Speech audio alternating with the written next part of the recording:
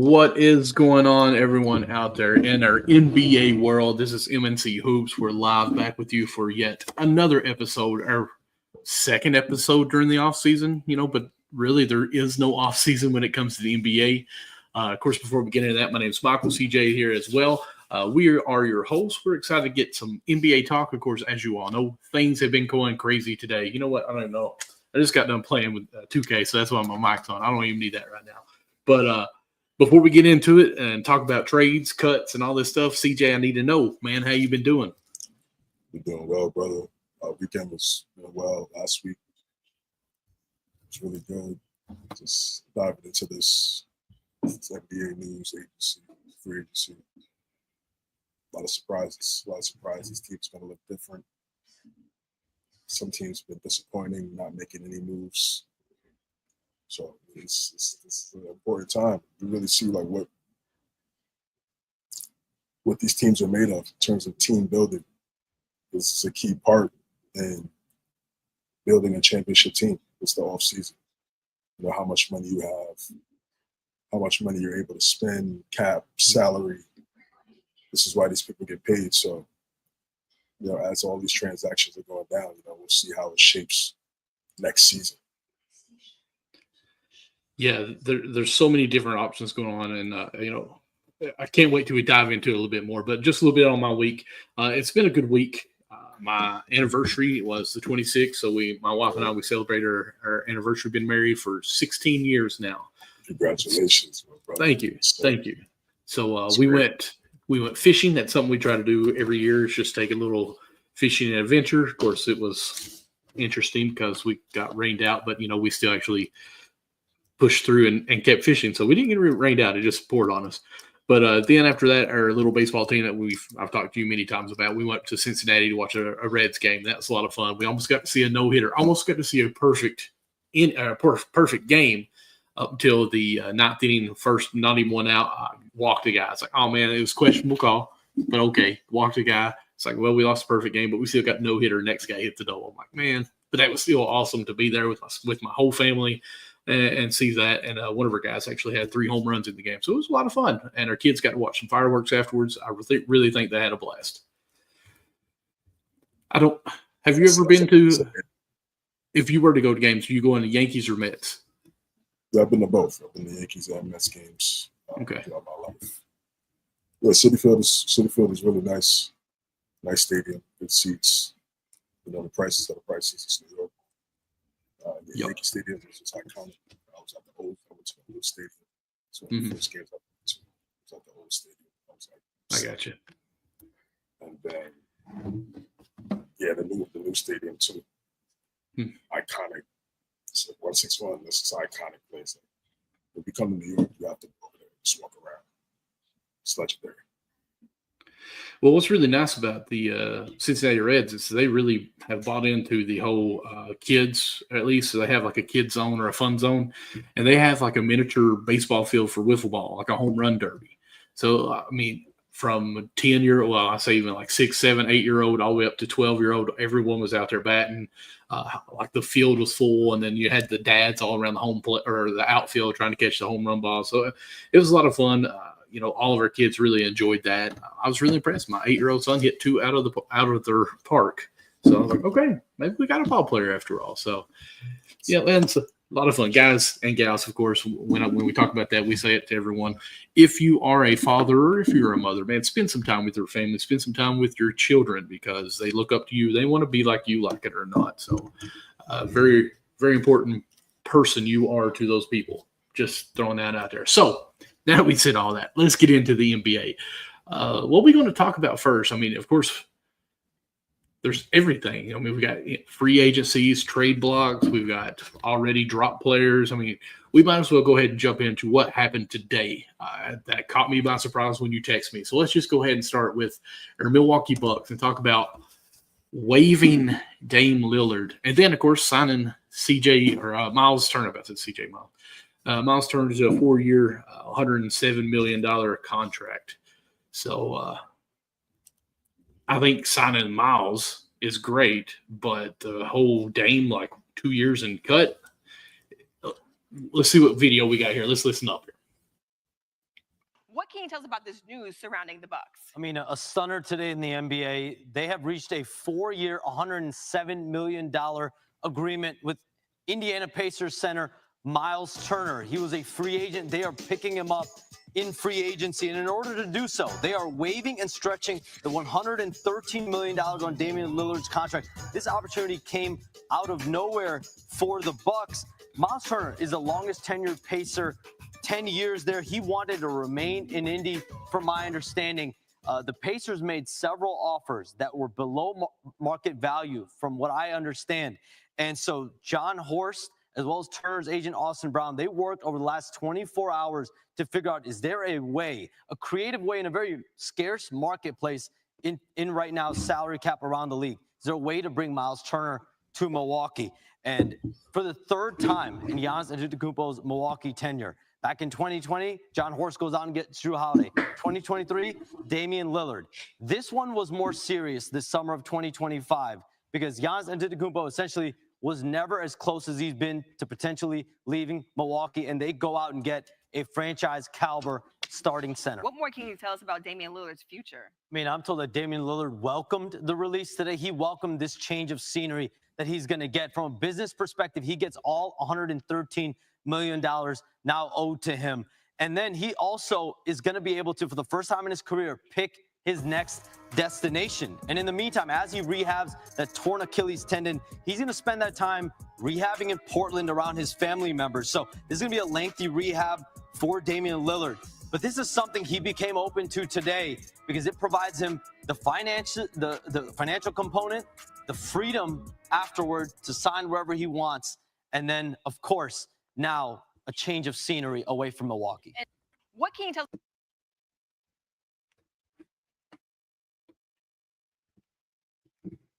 So that's crazy. It happened so fast, but it's good to hear that Dame was, in happy for the releasing. I guess it does let him plan his own career on out. But thinking about this, when they said that he's still guaranteed us $113 million, it's crazy to me that the thing that you're going to just cut that away and not have it. So that blows my mind, and it just makes me think that I forgot to mention this earlier, but it reminds me of Happy Bobby Bonilla Day. Is that Vanilla Day? Did I say that correctly? Yeah, I think you said it correctly. Okay, so of course that big deal, $1 million every July 1st until 2035. Greatest contract ever. One thing I do want to ask, because I don't know how this goes when it goes to contract. So he's guaranteed that 113 from Milwaukee. If he signs somewhere else, does that kind of take that away? And okay, this is your new contract, or you still get your 113 if you sign for a 2-year, $40 million? You're getting both. How does that really work? Oh, that is it. Okay. Yeah, so I'd be more than happy to say, yeah, man, go ahead and cut me. I'll go elsewhere and make money. So yeah. That's awesome. And that's what Sean seems like. Lillard was completely okay with the decision, as he should. I mean, we have another video here about my reaction. Mark, what more can you tell us about how Dame feels about all of this? Well, Malik, I'm going to take you back home right now. Dame's doing the Brookfield dance. He's ecstatic. His agent, Really? Aaron Goodwin, told me this is an incredible opportunity for him.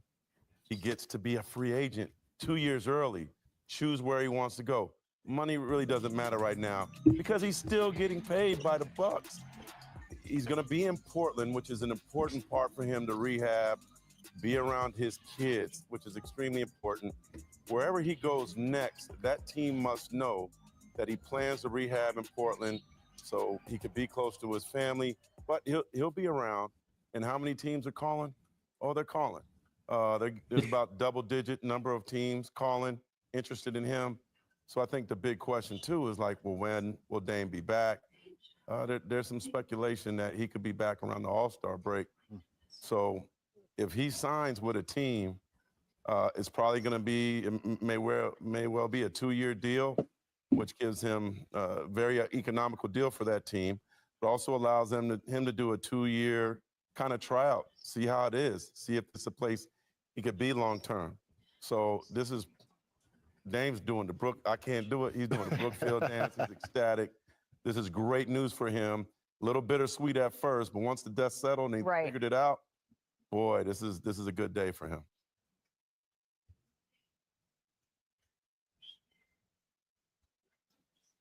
Yeah, so you have any thoughts after listening to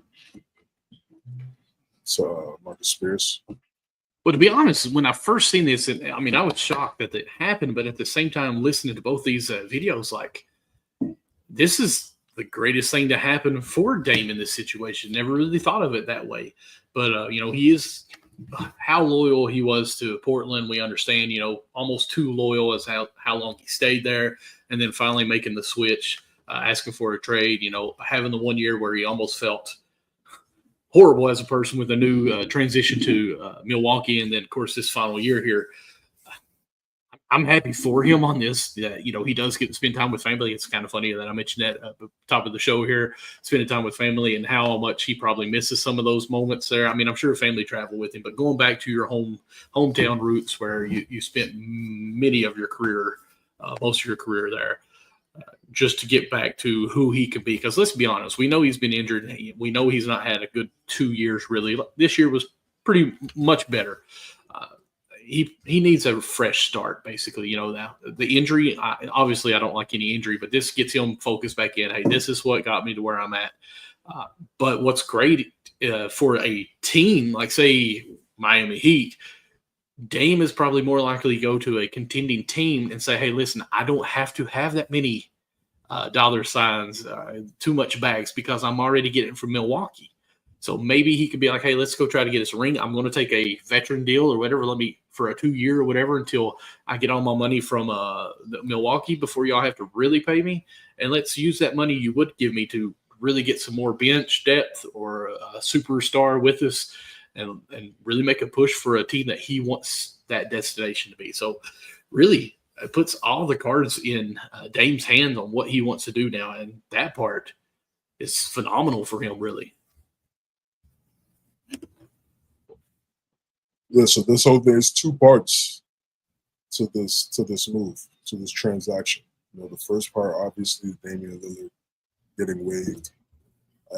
It's a unique situation where he got waived, and as Sharp said, he was still able to collect all of the money and in his contract.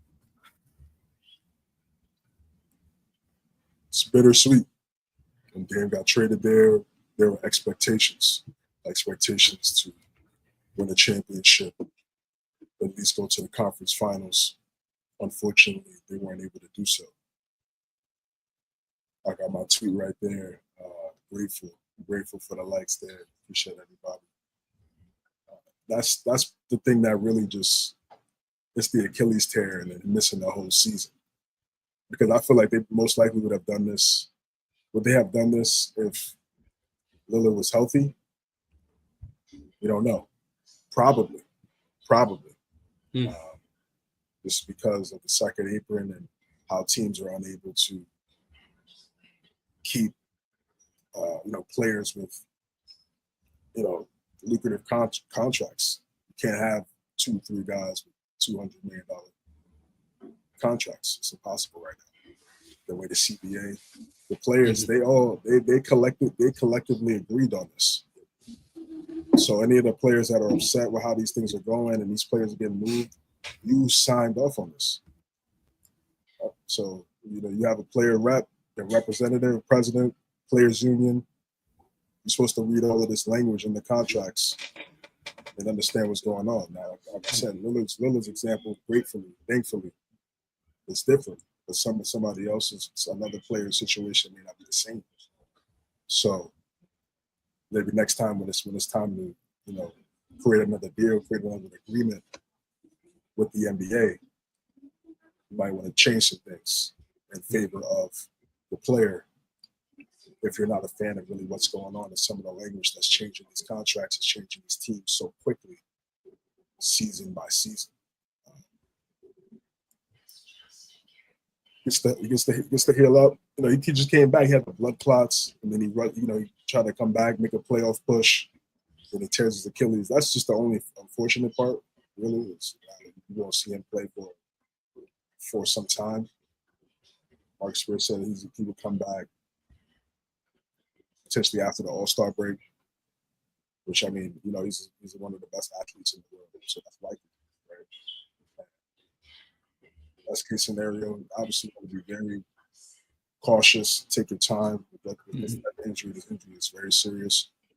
You don't want anything else to linger and happen and get injured because of that, because you're trying to overcompensate because of the injury and something else could get hurt. So, you know, again, he has the best doctors, great team. So whenever he comes back and whenever he's ready, that would be the best time. The next destination.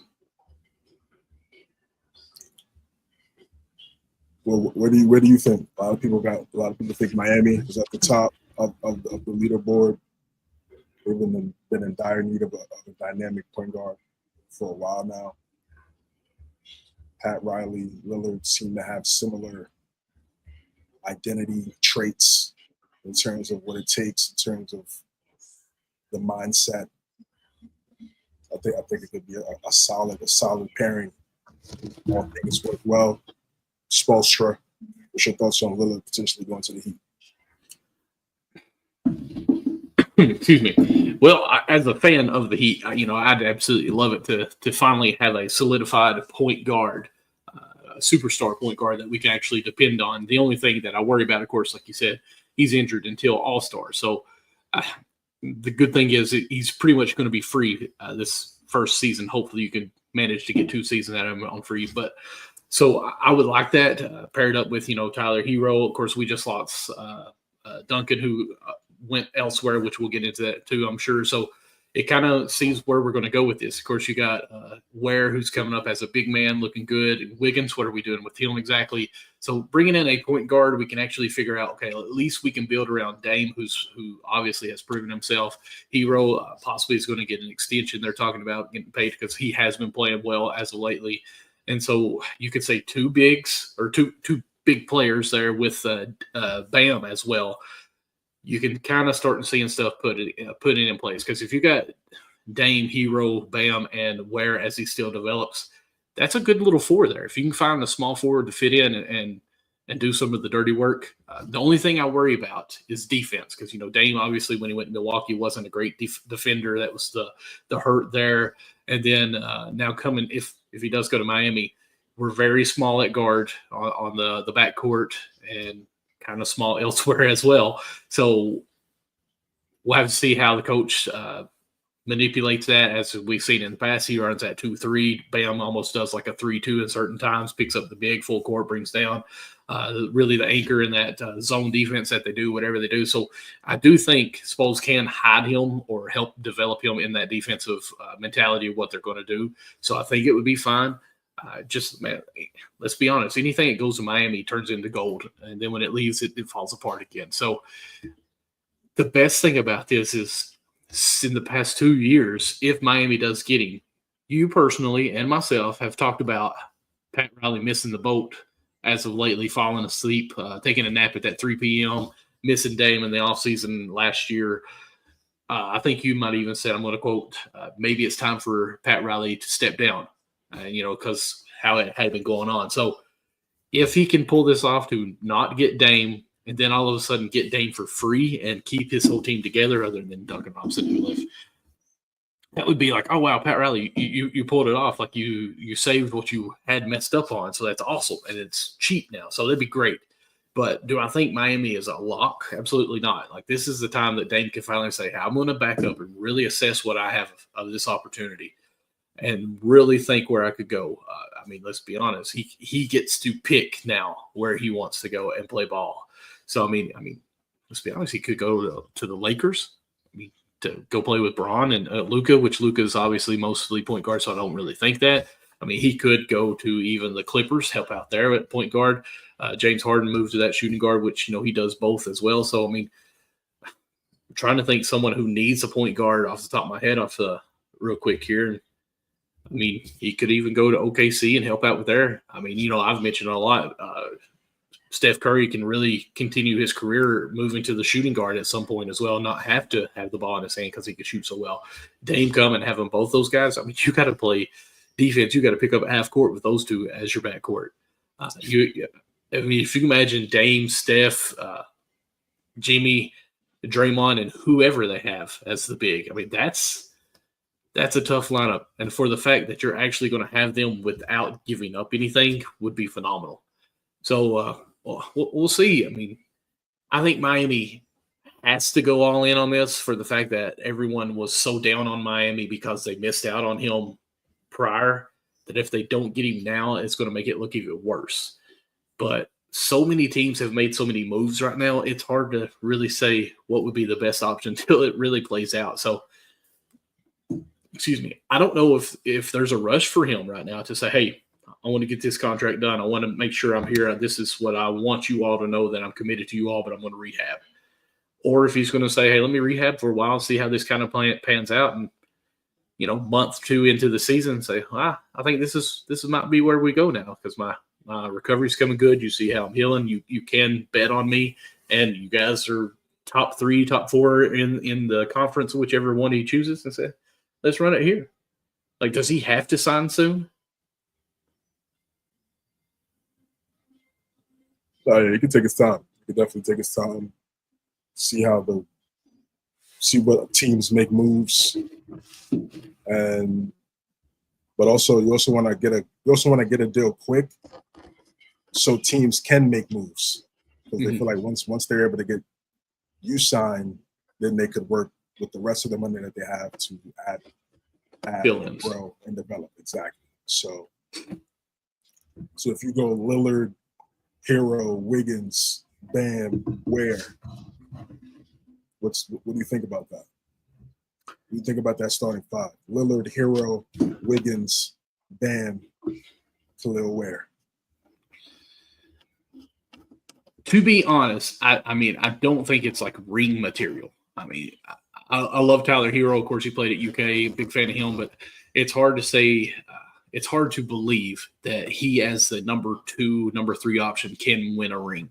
And as for his size, even his strength, obviously he can score at will. He's a bucket, as he said at Kentucky. But defensively, lock up or a lockdown defender. Obviously he's weak on that part, and I'm not trying to call him out or anything on that. But the reason why Duncan Robinson played so long there was he was a 3-and-D, and it kind of offset Tyler Hero. So I'm like, you can be a scorer, and we still have defense behind you. Wiggins, of course, is that defender too, but who's going to really step up and be that solidified defensive player for them with that starting lineup? Where can rim protect, and he's still young, still developing. Bam is obviously the anchor, like I said earlier, and really the best defender on that team. But you can't take him out of the paint to guard everyone. He's got to stay at home to be able to help out there on pick and rolls. He can hedge or whatever. But I like that team as far as that 5, but what we just seen in the playoffs, you need more than just 5. So I got to see how the rest of the bench goes, who's going to be their second string leader and go on. So, but if you ask me, at least that starting 5, I think it's play in at least. Of course, no one's done, so we got to see how else goes. But, Pistons, obviously an upcoming team with some of the moves they did and the way they played last year. Orlando's getting better with some of the trades they have. One thing I worry about now is what's the Pacers really going to look like, because, we know that they just lost Turner, who is a huge piece for them. So Atlanta's made moves.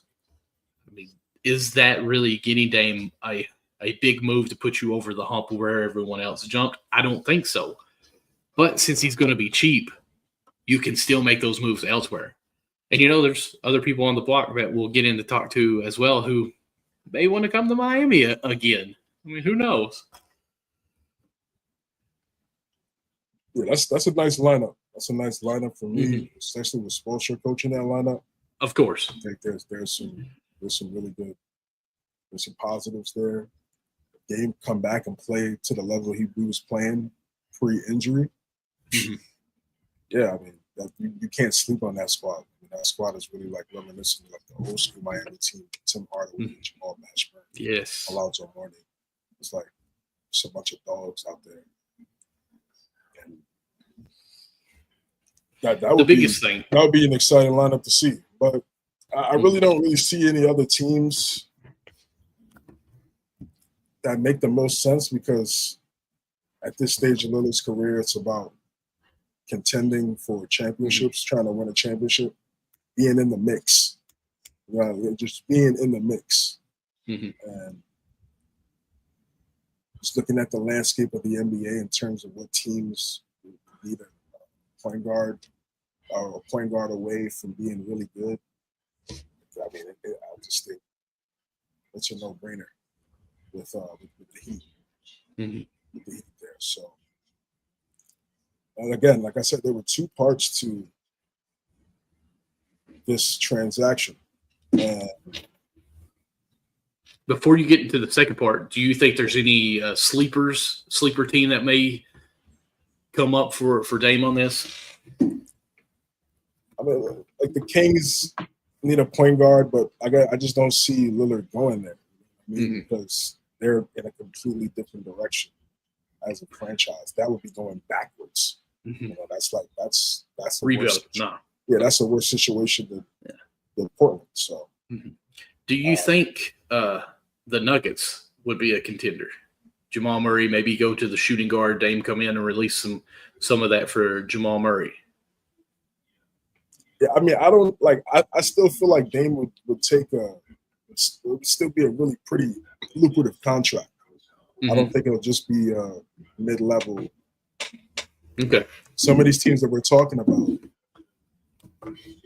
if they're going to sign someone of his caliber, he would have to really willingly like say, okay, listen, you know, I'll take less money this year, and then we'll see what happens at the end next offseason. But I think he goes somewhere where the money is right and the fit is also correct. So where some of these really good teams that are right there on the cusp of the championship, they still have a really good point guard. So I don't see how it works. All right, here is my sleeper, and you're going to crack up when I say it. It's going to be the Washington Wizards. So okay. Just for the fact, because that's where C.J. McCollum just went to, right? True. But they do got a young point guard that they're trying to develop in Bob Carrington. True. So that kind of conflicts with their direction. That's true. That's true. Yeah. That's the only reason why I would be hesitant now. But so this is the Bucks' potential starting lineup going into next year. Things can change. Bobby Portis off the bench. The Miles Turner deal. Miles Turner he was starting center on the Pacers. They won the East. He has moments where he plays really well, and he looks like a all-star player. And then there's other moments where you're just confused. Like he should definitely be a much better rebounder. From the Bucks situation, his player build is similar to Brook Lopez, right? A two-way floor spacing five. Like that's the type of like traits that he presents. So that's perfect next to Giannis because Giannis is a great slasher. But with Brook Lopez, when they won that championship, Brook Lopez was crashing the glass, getting offensive rebounds, blocking shots, changing the game. He was the defensive player of the year that year, wasn't he? Exactly. Making things easier for Giannis, defensively, offensively. You know, can Miles Turner bring that consistency that Brook Lopez brought for those first few years when he signed with the Milwaukee? Well, he got acquired with the Milwaukee Bucks. Here now, and for the 2025-26 season, I don't know because even in the finals, there were moments where he should have played much better. He should have imposed his dominance as a center. You know, I just feel like some of these centers, they get too content with just standing up the 3-point line. Like you're 6'11". It's like you're supposed to be paint first, then outside. That's how you're supposed to play as a center. I don't care what era we're in, you're still tall. So that's not going to change. And you look at the people that were dominant and have the scoring list at the top. Most of them played in the mid-range, inside. They weren't shooting a lot of threes. And they have championships, multiple championships. So if you're going to sit here and tell me that, oh, the game is changing, like, yeah, the game is changing. Okay, sure. But you're still supposed to stick with what most of these other teams created dynasties off of. You got to attack the paint first. And if you're a center, that should be your number one priority, offensive first, automatically. You can't just be too complacent standing at the three-point line. Sure, the spacing is good. It's perfect. It creates driving lanes for your other teammates.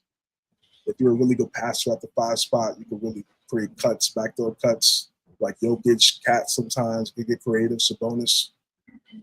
But ultimately, you got to get to the free throw line. Mm-hmm.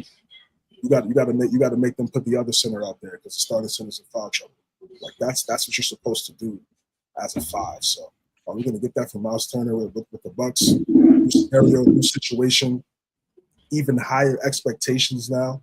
Who's the longest tenured Pacer? Pacers and the Bucks they've had rivalry for the longest time. Over the last few years, the Pacers have had the Bucks number. Now he goes to plays for the Bucks. So that's just another layer to this matchup between Milwaukee and Indiana. Indiana looks like a completely different team. This cannot be the starting lineup for them going into next season. Impossible. Doc Rivers coaching, impossible. So I don't know what John Horst is going to do next, but something else has to be done because this lineup doesn't defensively. Kevin Porter Jr. He could score, not the most efficient scorer, but he could score. Gary Trent Jr. shows flashes of he's a starter. Sometimes he comes off the bench. He's a really good shooter. He's one of the best shooters in the league. So with his floor spacing, you could keep him out there. But you need a floor general at the 1. You need someone that can make baskets easier for Giannis. I don't know if that's Kevin Porter Jr.'s play style. I know this is just a quick graphic based on the move that was made earlier today, but Kuzma's not a defender. And there was games where he's not always there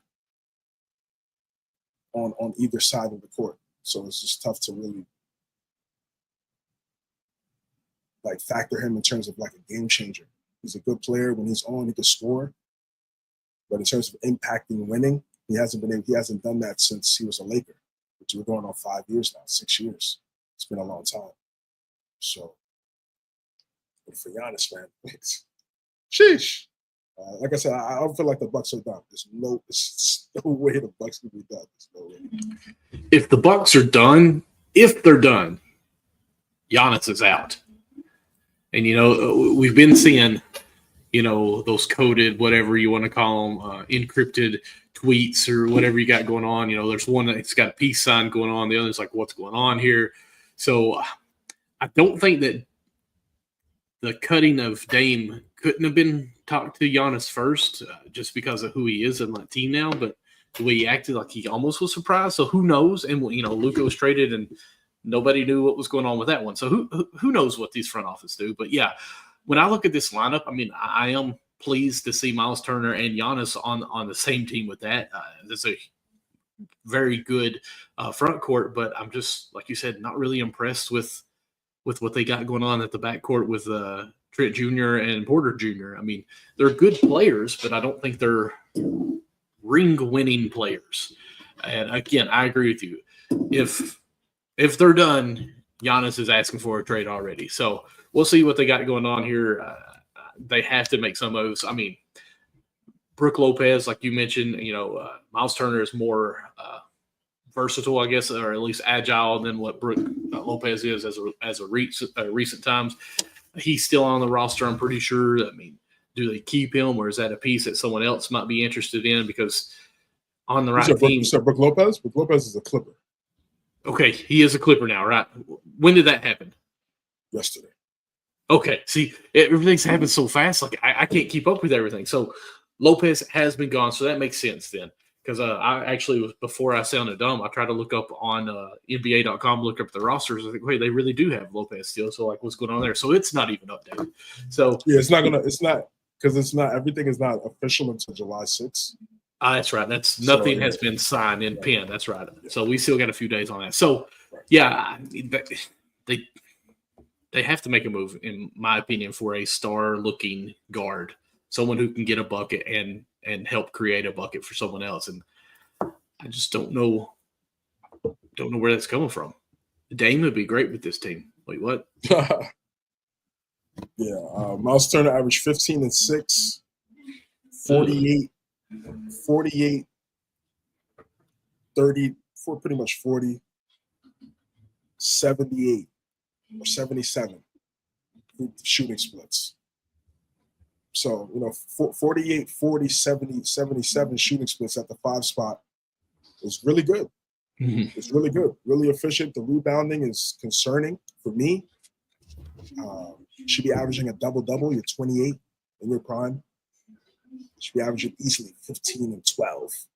Especially and the thing is, like, if he averages more rebounds, some of those rebounds would be offensive rebounds, easier buckets. He would go right back up. So that 15 could be 18. He could get fouled and ones. Mm-hmm. Like, so we could get into now the contract, what they had to do to give him the contract. I need 23 and 13. Like you're playing next to Giannis, you're getting easier shots. You're getting some of the most easiest shots you've ever gotten in your career. I need 23 and 13.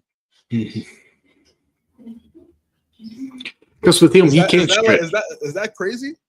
Not at all, in my opinion. I mean, I'd even be happy with 20 and 15. Obviously, but I'm just sitting there thinking he can knock down a three, but he's also so quick and fast. He can jump out of a gym still, compared to me, anyways. That Giannis with the ball going to the basket, that guy who helps off, as soon as you see the back of him, you're cutting straight to the goal, and it's a lob for you, or it's just a dunker spot that you get to or whatnot. Like, you should be very active and not be standing outside at the 3-point line constantly, with one spot. Like, okay, you're playing 5 out. We'll say that. Yeah, okay, I'm here, but, the ball's over there. I'm flashing, constantly going to be moving because I'm able to do that. Just get those mismatches, setting picks, getting the switch, whatever. Because Giannis with the ball and you set the pick, you're getting a big-to-big switch there that, may sound crazy, but Giannis going against the guy who's slower than him, he's just going to blow by him. And your guy that you're coming up on is probably thinking we're going to be double teaming that pick and roll. And then you're just going to be right there free, ready to go. I mean, to me, I'm thinking if I'm Miles, I'm trying to get everyone else a basket, get them open. But at the same time, by doing so, I'm going to get so many more easy baskets myself.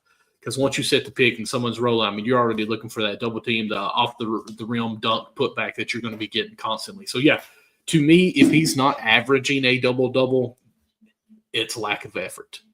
And, I don't want to say that about this guy because as much as he is mobile on this, like, he can make this work so well for those two at the front court. I think it'd be great. Like you said, what'd you say, 23 and 12, was it? So 23 and 13. 13. Yeah, I mean. If it's 23 and 13, and like I said, he doesn't really have to. He just has to rebound the ball more. Like I said, he's going to get fouled. When you're crashing the glass, getting offensive rebounds, and they foul you, you shoot a really good percentage for a center from the free throw line. Mm-hmm. So you're going to knock down your free throw. You only got to knock down one free throw, as opposed to shooting a 23-footer. Yeah, and I'll even back it off. Times. I'll say at least 10 rebounds. I'm happy with 10 rebounds for the fact that Giannis is still getting his triple-double. So there's a bunch of rebounds going to Giannis. But at the same time, I want more. But, I won't say I'm happy. I can be satisfied with 10 rebounds. But, hey, you should be double-double every game. That's your goal. Every game is double-double, 20-point double-double. Automatically. Now, 10 is not enough. But you're letting these guys off the hook now. Bro. Well, I'm just trying to say, all right, hey, you got me 10 boards, you got me 23 points. We want more. It's not even hating. I'm saying it's not. I'm saying this is what you could do to get make even more money. Right. Like, let's be honest. If you're averaging 23 and 13, you're making more than you'll end up making more than the contract that he got. The contract that he got was great. It's great for him. Like I said, now the expectations is more now. Expectations is even higher than it was with the Pacers. And you know, and now you're playing with Giannis. And that's the thing that gets kind of crazy when it comes to NBA contracts versus the working world. Okay, if I got a big raise like this, expectations are held more accountable for me to meet those goals, and I have to do them to either stay at that level or I get demoted. When it comes to these, like, okay, a lot of times, like, okay, now you're making $25 million for 1 year. Hey, I got the bag now. I don't really have to worry about working so hard to get that bag because I got it. And I say that because there's a lot of players that play basketball, but then there's only a few that are ball players that are trying to win a championship. And I'm not saying Turner's in that category, but, you know, you hear Kuzma, I will say, I think he's in that category. But this would be a great time to say, hey, this is why I got paid, and I'm going to push myself even more to try to get more in the next 5 years. Because how old is he? 28, 27? 28. So, I mean, in 5 more years, or 4 more years, he still should be in a later prime, but still capable of repeating that contract. Yeah, put him at 33. He better be prime. Entering this season, yeah, still in his prime. Yeah, 5 spots, stay in shape, easily get another contract, another lucrative contract. Could be the last one, who knows? Again, but I'm just saying, we're playing with one of the top 3 player in the world, so your numbers should be better. You're gonna get the ball more. There's no excuses, man. No excuses at all. And you cut one of the best players in the NBA to get you. You better prove yourself that we did the right thing. So I mean, I get that for sure. Yeah, the Bucks, they still need a point guard. Yeah, they need a point guard. Ironically enough, you know, they had to get rid of a point. They had to get, in order to get their center, they had to get rid of a point guard. But the circumstances, Dame wasn't going to play, so they feel like, I get what the Bucks are doing. I just want to see what else they do. I just want to see what else they do. Like what else are they going to do? If they could get a prime Chris Paul in this team right here, it would be the LA Clippers all over again. Yeah, but it's not going to happen. Some of the point guards already got signed, like Ty Jerome, Tyus Jones. Some of these guys already signed, so I'm interested to see what they do. We'll see for sure, because they cannot be done. Again, we said it numerous times now. If they're done, he's gone, and so they can't be done. And, you know, I want to say Sham, I seen on his Twitter maybe a couple of days that they're supposed to, quote, there's talks of a trade that could make the Kevin Durant look like it's a lot softer than what we're expecting. So it must be like a big trade that may be coming up for a name. So who knows? It could be just clickbait of what he's trying to stir up. Yeah, I mean, who knows? Who knows? We'll see what goes on, because I do think there's going to be some kind of blockbuster trade go on here. Okay. I just don't know who. Because, I mean, we're in an era now where just because you're the best on the team doesn't mean that you're untouchable. I mean, Luka got traded, AD got traded. I mean, we've seen Jimmy Butler get traded, who obviously is the best on that team. So, I mean, there's no untouchables anymore. It's almost like you want to go as young as you can to develop these players and just keep them cheap and hope that they actually become an OKC. All right. Facts. I love it when you say facts. And exactly. Making me feel like I know what I'm talking about. But let's go ahead and jump on over to Western Conference. Of course, offseason for this one team keeps being active. And, of course, we're talking about the Houston Rockets, who I think they finished in the regular season 3 seed or 3rd spot as far as wins record. But, of course, they went out and got Kevin Durant. Well, this is straight from Jake. Never can say his last name right, from Twitter. But the Rockets are currently winning the offseason is what he put. Got Kevin Durant, signed Finley Smith, also signed Clint Capella, which is crazy. Re-signed Van Fleet, re-signed Steven Adams, extended Smith Jr., and extended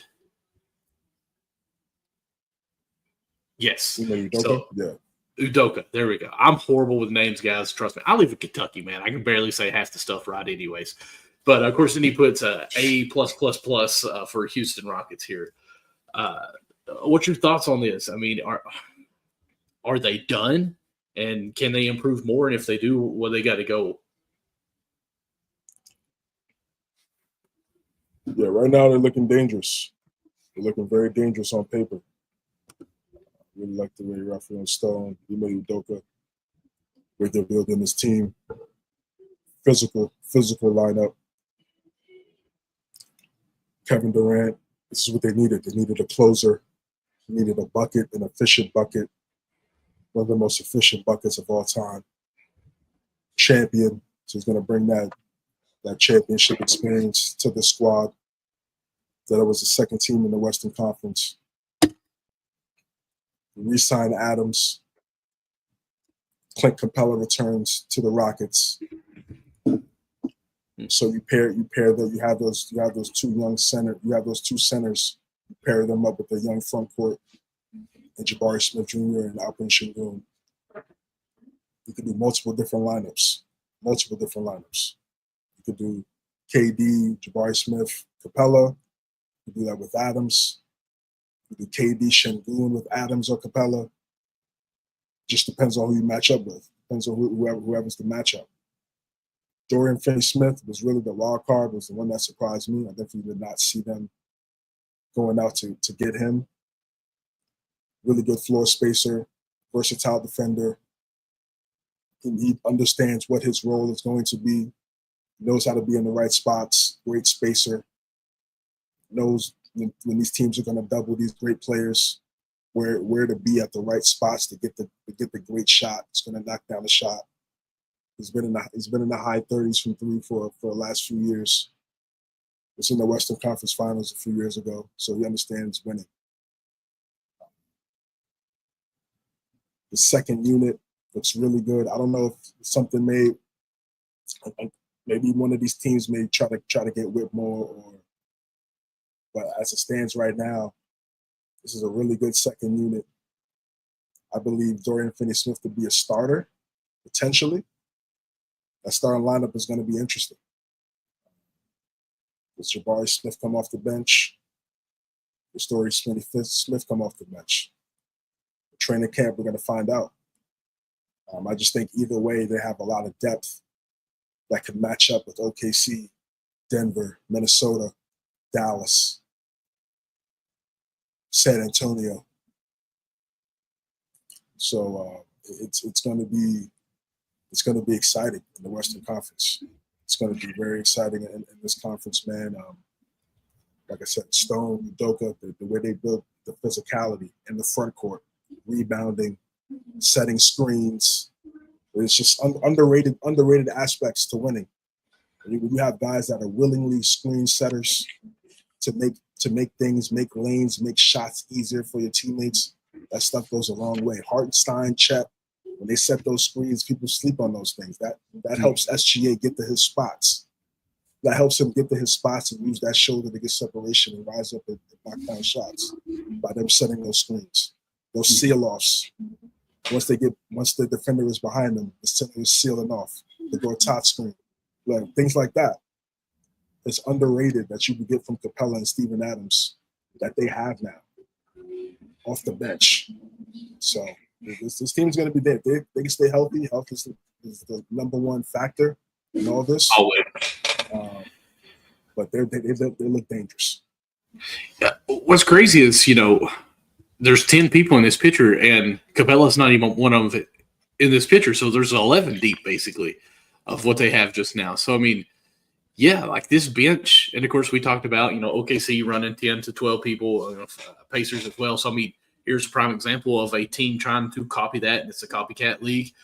Get as many players as you can to one team where you have that depth. I mean, yeah, I think it's going to be crazy, and it's, in my opinion, when Steven Adams is in, you almost got to go as young as you can because, yes, he protects the rim, but at the same time, pick and rolls, whatever, if you get him in an island, he's cooked. Let's be truthful. But if you can get him with the younger guys, the more mobile who can switch everything, almost do a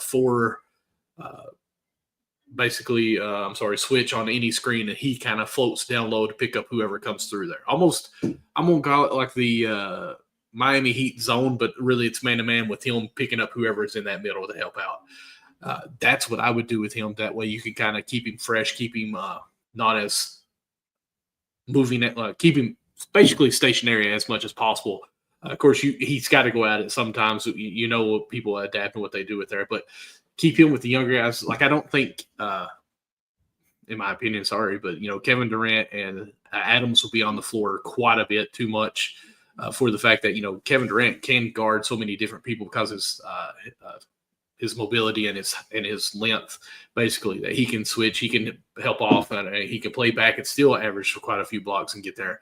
But as far as those two kind of playing hard-nosed defense on the ball,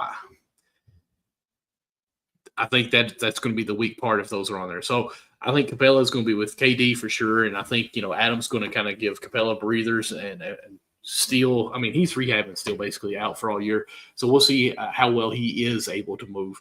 And man, I mean, really, like you said, they could go any way with this. And obviously, I'm still on Reed Sheppard because I know him from Kentucky, but like that guy has so much ball smarts, it's hard to keep him off the court. And as in year 2, we'll see how he grows and see if he can kind of chisel out some more minutes this upcoming season. But signing back Van Fleet, you had to have the discussion with him. Hey, we're still going to keep you as the starter, and then you put Reed on the back burner, but you didn't trade him when you got KD, so you want him there for the future. So we have to just kind of sit back and see where this plan pays out, basically, because Van Fleet, solid guy, but at the same time, I don't know how old he is, but he seems like he's been in the league for at least 15 years. Obviously, I'm exaggerating. So it's got to be a time where, okay, you're still their guy, but we also need to be preparing Reed to take over that spot if you're going to. Or is that another piece that they may trade and move up with this roster some other way? I don't think Van Fleet is tradable because he is your solid point guard who you can depend on. Reed Sheppard could be that guy, but you don't know, and you don't want to trade away your number 3 overall pick from last year. So I do feel like something may go on where, or at least let me say it this way, I think teams are going to try to pick someone away from this roster since they are 11 deep to try to build on their team as well. I just don't know what they will give up. Maybe they'll get some picks back for it and get some role players there. But do you think anyone, or if you were a GM, who would you try to be picking out that you think, hey, they would probably let this guy go for the cheapest and still good quality? Yeah, I'd see if anybody were to get moved, probably Whitmore, just because Whitmore. you see the potential and the upside of given the right opportunity and more minutes, and I've got a situation where he could grow and develop as a future piece if that's what they believe in, or whether Right. they're going to acquire him. I think he's one of those guys where it's like, can they use him? Of course. But it's interesting. We'll see. There's still a lot of time left for free agency. You had to keep from Van Vliet. He's a champion. He has the experience. Mm-hmm. Yeah, just Reed is going to continue to grow, get better. He will get more minutes this year than he did last year, and it's just gradual steps. That's it. Like the Rockets, they're doing it perfectly. They're a win now team and they still have players that they're developing. That's literally the perfect situation for today's NBA in terms of building a team. You have a win-ready team with developing players that impact winning right now. So, elite coach. It's great team building. We'll see how it plays out on the court. This is the best team Kevin Durant has been on since Golden State, 2019. That 2019 team, the run he was with Golden State. So can he get the true silencer ring, right? The silencer ring where it just eliminates all narratives. Mm-hmm. You got one without Steph, so they can't say, "Oh, you only got your rings without Steph." He doesn't care about that, just based on what I've seen and how he reacts. But it'll be a great tip to the cap, especially legacy-wise, how people view him down the road 40, 50 years from now. He went to the Rockets, helped the team that was second in the West win a championship. Like that's a game changer, man. Mm-hmm. That's a game changer. So he's able to win a championship in these next few years. How this roster is constructed, it just adds to his legacy. 3 championships is more than 2, and we know all rings are created differently. We appreciate the Miami rings, because of the seasons and the play that LeBron had in Miami. But we always talk about the Cleveland one first. Always. Dirk's ring. We know how special that run was. So it's just a matter of ultimately, can he get a chip? Can he get his third championship in these next few years? It's going to be tough. It's going to be some battles. Like I said, Denver versus Dallas. We'll talk a little bit more about that later on. But San Antonio, I mean, they're to me, they're probably, just because Dallas has their guys are not healthy. Kyrie's not back right now. If the season's constructed, they to me, they'll be one of the biggest threats to Oklahoma City, just because they have the youth, they have experience, they have the great coaching, and if it could all come together, this could be a 60-win team, definitely. So right now, way too early. 7-game series. You got Houston or Oklahoma City. Yeah, I mean, I'm gonna go with the champs right now. It's way too early. I'll go with the champs. I haven't seen these guys play at all. Okay. But, just looking at who they have, and it's a lot of high IQ players involved, guys that know their roles, leadership. To me, I'd be shocked if this team that it wasn't good. It wasn't really good. So it's a nice squad, man. Houston. I said the Harden years. It was Harden left in 2021. So it's about 3-4 year rebuild, and they got something special here. Mm-hmm. That's something special. Yeah, they turned it over quick. They've added brought in old, and put a solid line together for that depth. But speaking of old and new, let's go ahead and jump over to another team that we're trying to figure out what their vision. Well, I won't say to figure out what their vision, but we'll just jump into new and old faces for the Denver Nuggets to support Jokic. And of course, we know a few has already been out, and I'm sure CJ's got a graphic that's coming up just now. Actually, I really like this move for the Nuggets. Me personally, let me read here from Shams on Twitter or X. Denver Nuggets are trading Michael Porter Jr. and an unprotected 2032 first-round pick to the Brooklyn Nets for Cam Johnson. Cam Johnson's always been coming in. It seems like year in, year out, saying like, "Oh wow, he's playing much better. He's the guy now in Brooklyn. We can see what all he can do." And then it kind of just seems like that noise goes away just because it's Brooklyn and we don't know what's going on. So, me personally, I've always liked Michael Porter Jr., but I've always expected more out of him and whatever I have been seeing in most. I mean, I've talked to you about it last year. He stays at the 3-point line. He's like 8 feet tall, stands at the 3-point line, just wants to shoot, never create anything. The talent's there. I mean, back problems probably still there where you had it broken back coming in last year at college or whatnot, but just seems like, I don't want to call him lazy, it's what it looks like, but, just the effort of sometimes where you think, hey, he could have done this or he should have done more, and just settles. Let me use that word. It seems like he kind of settles a lot. And then bringing in Cam Johnson, some young blood that's still trying to prove himself and what he can do, I think adds to this roster. And really, it's a good piece, in my opinion. It's a good switch out. So that's me. What's your thoughts on this here? This is a good move. This was a good move by the Nuggets. I think you keep the spacing. The spacing remains intact. Yep. With Cam Johnson, and when you lose someone like Michael Porter Jr., with Cam Johnson, you get more defense, a little bit more versatility, passing, if need be, cutting at times. I think now he's going to play much more motivated because he's on a winning situation, something that he hasn't been over the last few years. So this is a great fit. This is a great fit for Denver. And for Michael Porter Jr., I think it could be. We'll see. We'll see. Can it unlock something in him where he sees a situation in Brooklyn where he's clearly the best scorer. You could make an argument that he's the best player on the team right now. So Kim and Cam Thomas, they got the green light. So if he's looking at a situation, there was a point in time Michael Porter Jr. was supposed to be a franchise guy. He got hurt out in Missouri with the back injury, that kind of, put a halt to a lot of things, which ultimately led to him falling in that draft. That 2018 draft class, one of the greatest draft classes of all time. And it hurt things. I thought he would be the second option of Denver. When he first got there, ultimately he would develop into the second option. It would be him and Jokic.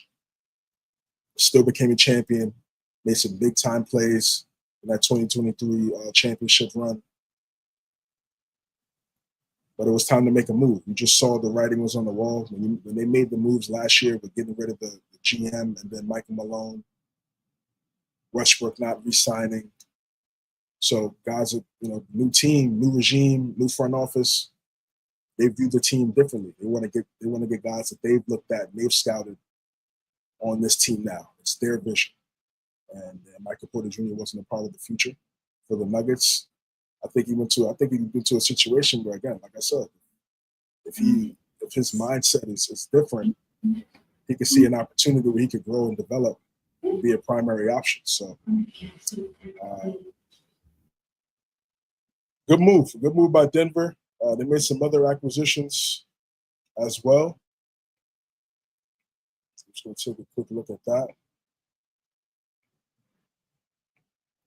Yeah, I think you have to. This is what you have to do.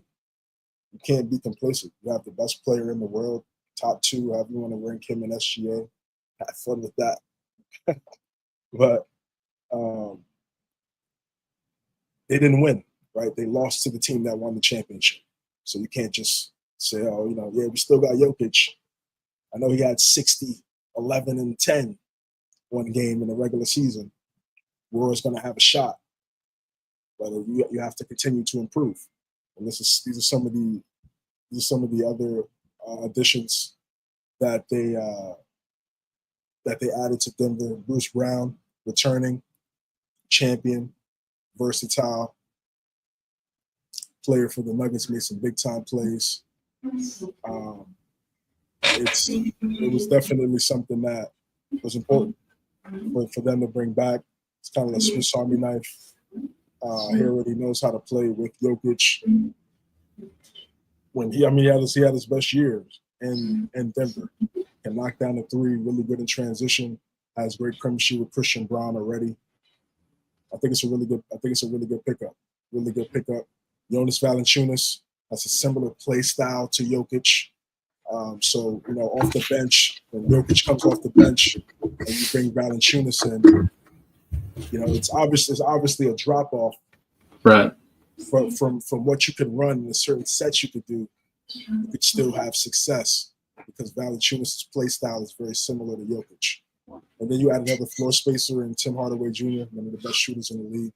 He's always been at the top of the leaderboard in percentage makes since he's been in the league. So adding shooting, a solid front court piece off the bench.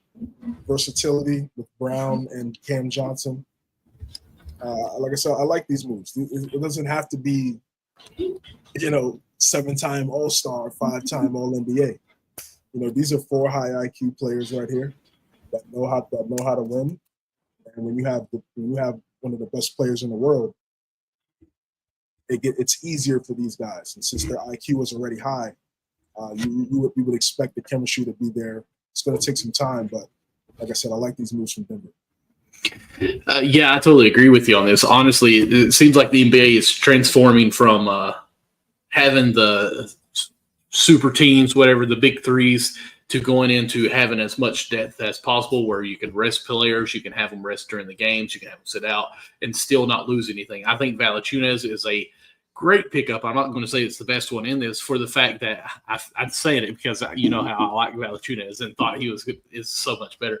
But for the fact that, like you said, you could still run the same framework, the blueprint of what you're going to do with him in there because, he can dribble. He's got good offense. He can pass as well. but you can run those different ways. Like, okay, every time 5 out with Valanciunas at the top of the key because he brought it up or whatnot.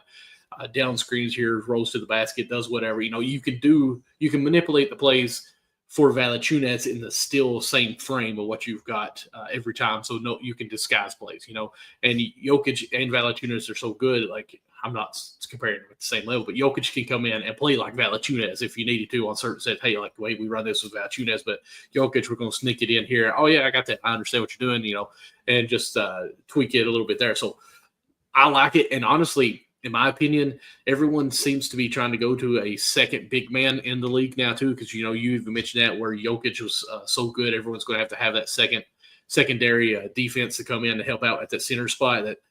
That I actually think the secondary defense or secondary center spot for the Nuggets has always kind of lacked in that position.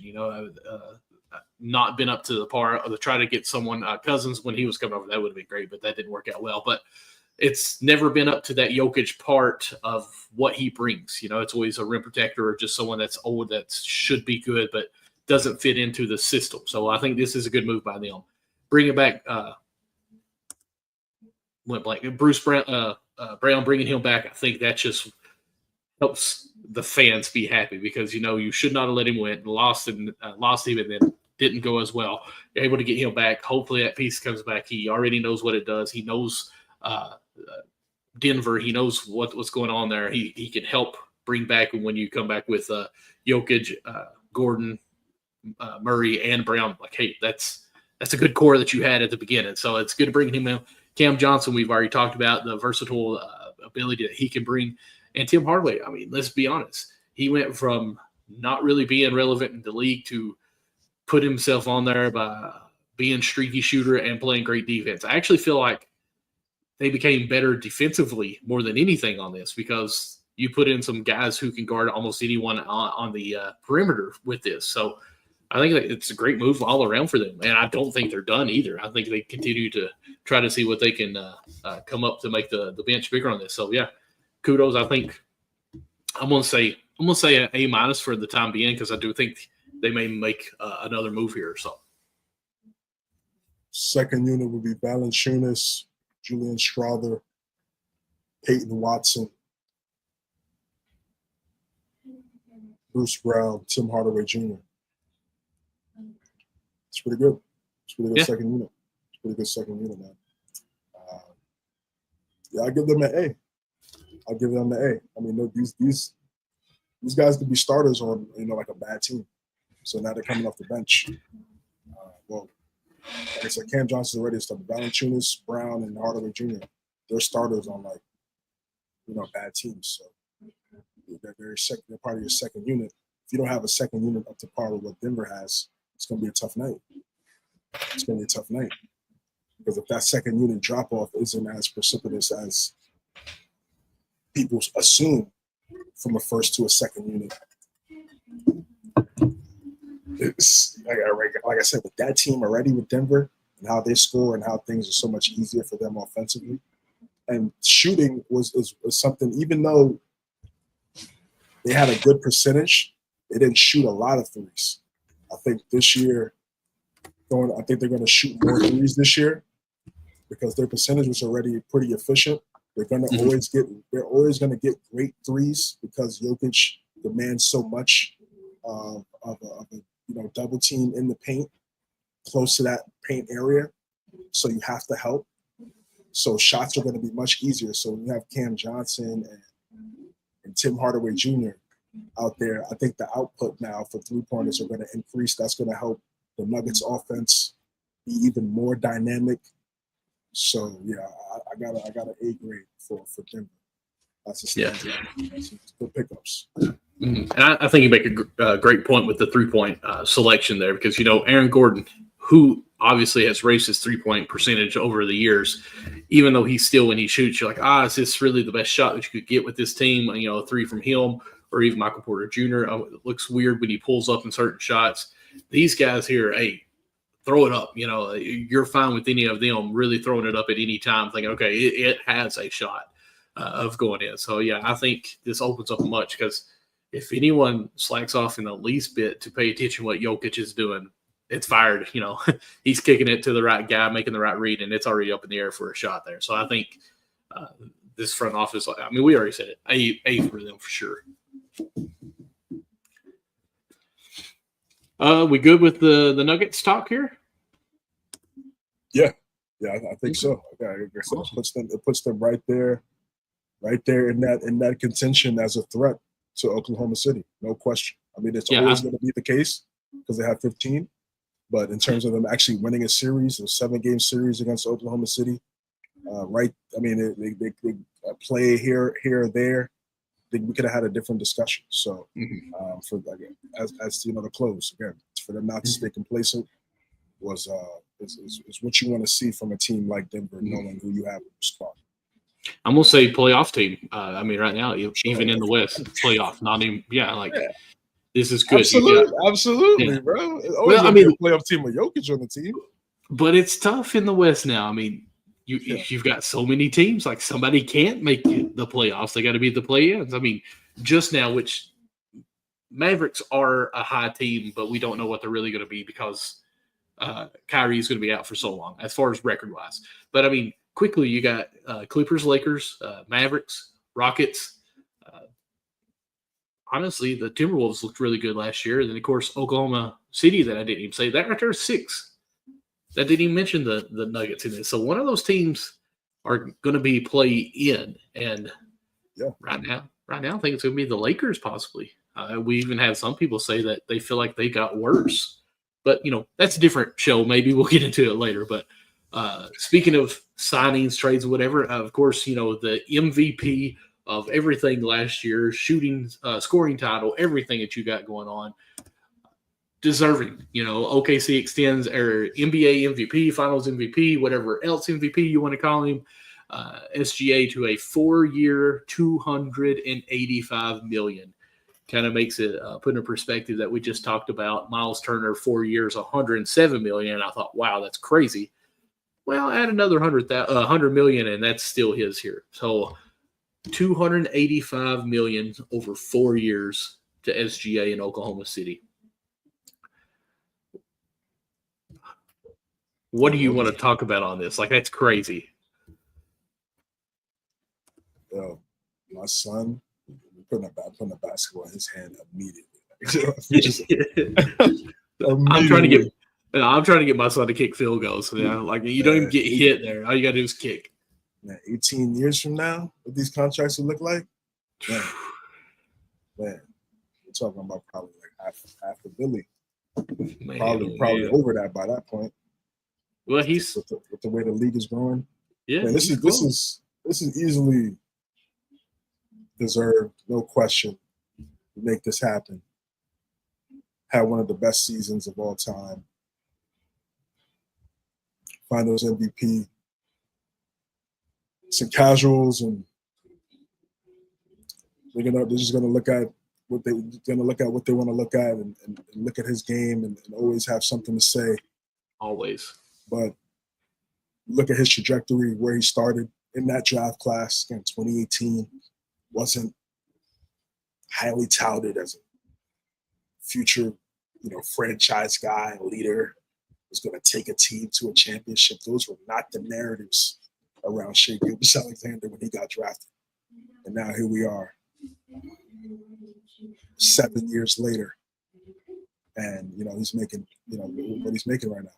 It's a great story. His game, how he plays, the 3-level ability. I think his leadership is really underrated. I mean, it's a young team. He's still young himself. And his work ethic and how everybody else sees the work that he put in, and it translated to the rest of the squad. That's why they're champions. This is easy contract. Easy contract. So congratulations to him, his family. It's generational money. Generational money. So you put the work in like he did. These are the results.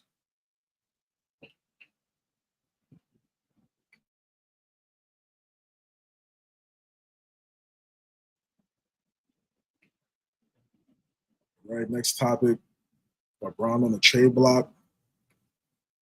With some talks after LeBron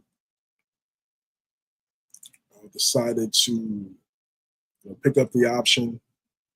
1 year left on the deal. I have some audio we're going to play right here.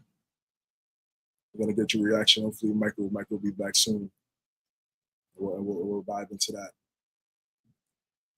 But this is from NBA Today, discussing the situation about LeBron and a potential trade situation if that situation were to present itself, what that could look like.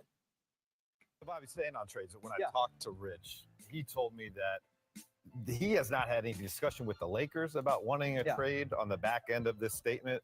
He did say that 4 teams have contacted him in the last 24 hours wanting to talk trades, but Rich didn't have any substantive conversations with those teams either. Right now, LeBron is focused on playing on a championship caliber roster. Rich told me, like, there's no guarantees in building a championship caliber roster, but we know what it looks like and what it doesn't look like. And we'll see if in a week from now, when Rob Pelinka is finished doing his work with this roster, if it looks like a winning, realistic situation. Here's the thing, though. Bobby.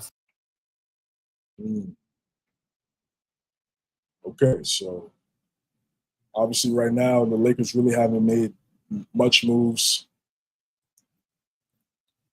We really haven't made any moves. They signed one guy.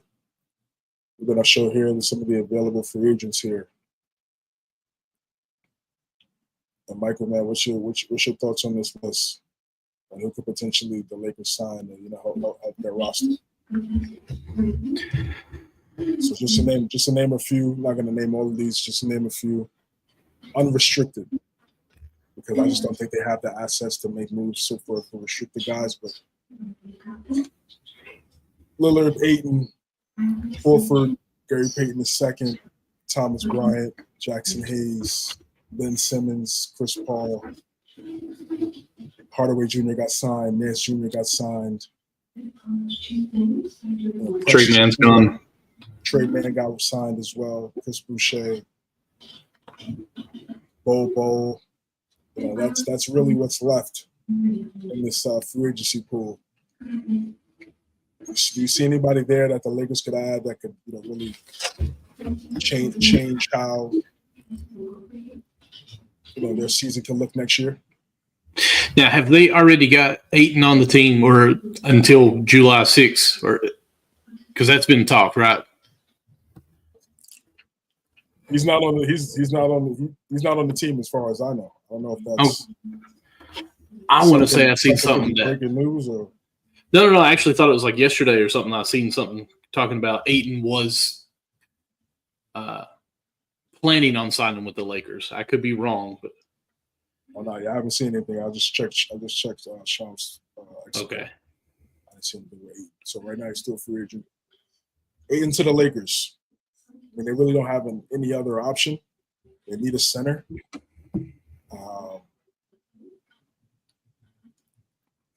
They need a center badly. Jackson Hayes is an unrestricted free agent, and it didn't work out.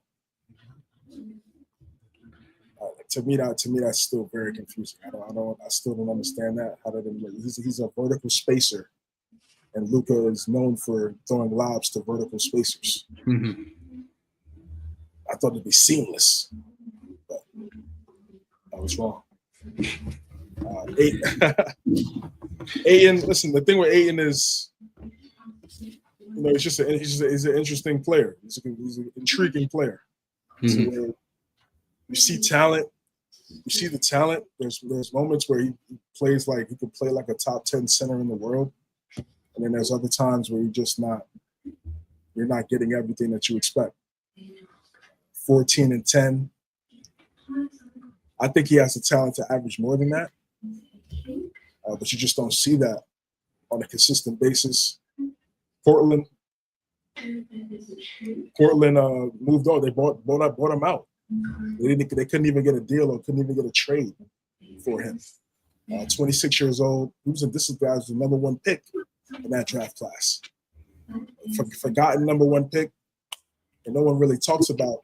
He doesn't really get criticized, or no one really talks about it because that class was so stacked. It's MVPs and all NBA players, 6 man of the year, quality starters, quality role players. And like I said, it's 14-10. It's not terrible.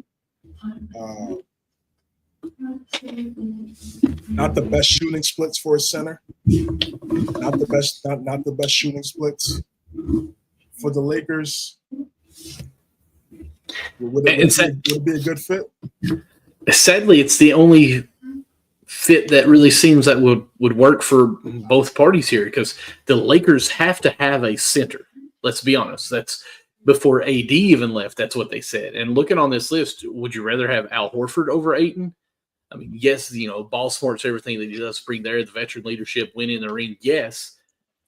But how much does he have left in the tank? And you already have LeBron with not having as much in the tank as well. So, I mean, I don't think you want to go Horford. If you're desperate and you can't get Ayton, yes, you do. But, we do have honestly, they need both. They need a center and a backup center.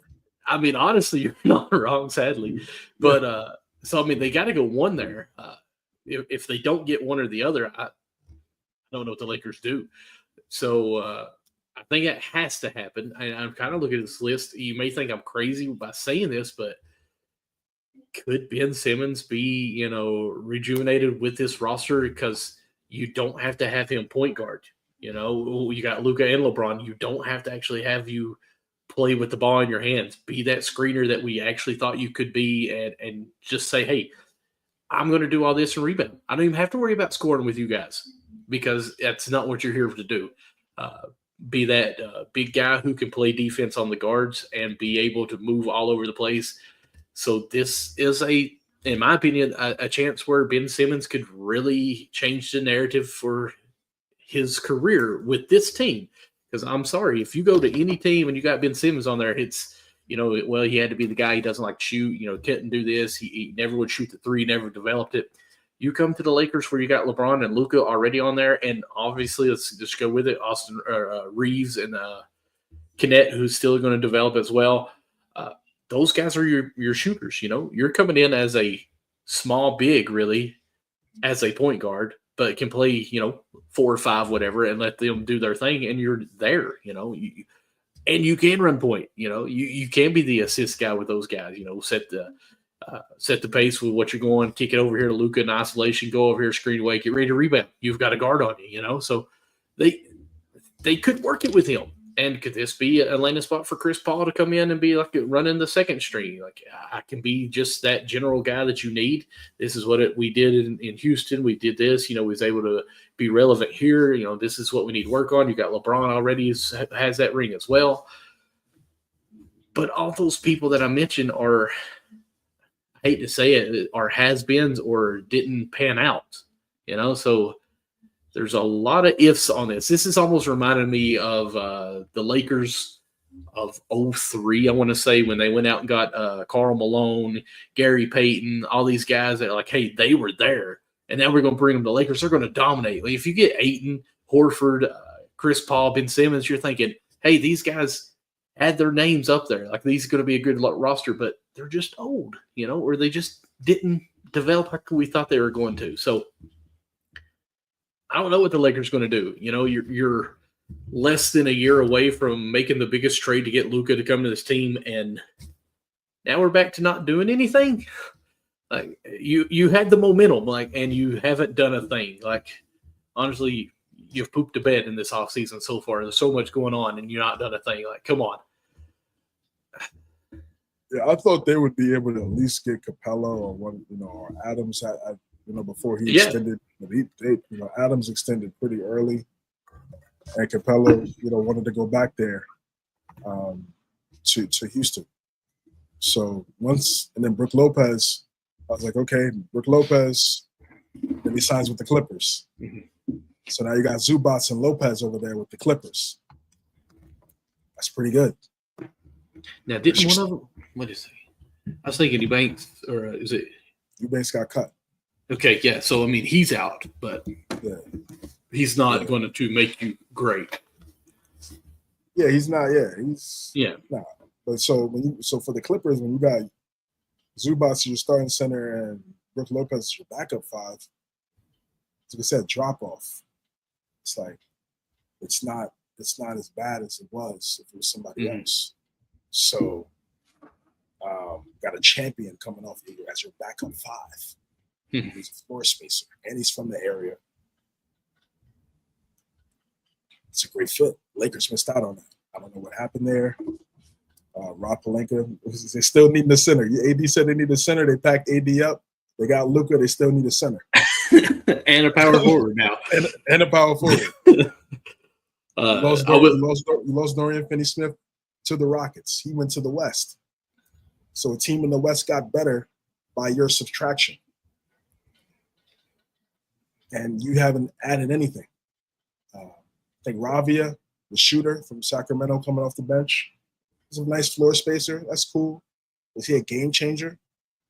And it wasn't necessarily like a really bunch of game changers in this free agency class, but it's just about getting some quality guys that can, make plays, play defense, high IQ. That's what you need around Luka, AR, and LeBron. You need high IQ players that are willing to do the dirty work, the little things, to take some of the pressure off of your star players. That's what you need. Like I said, Aiden is not that.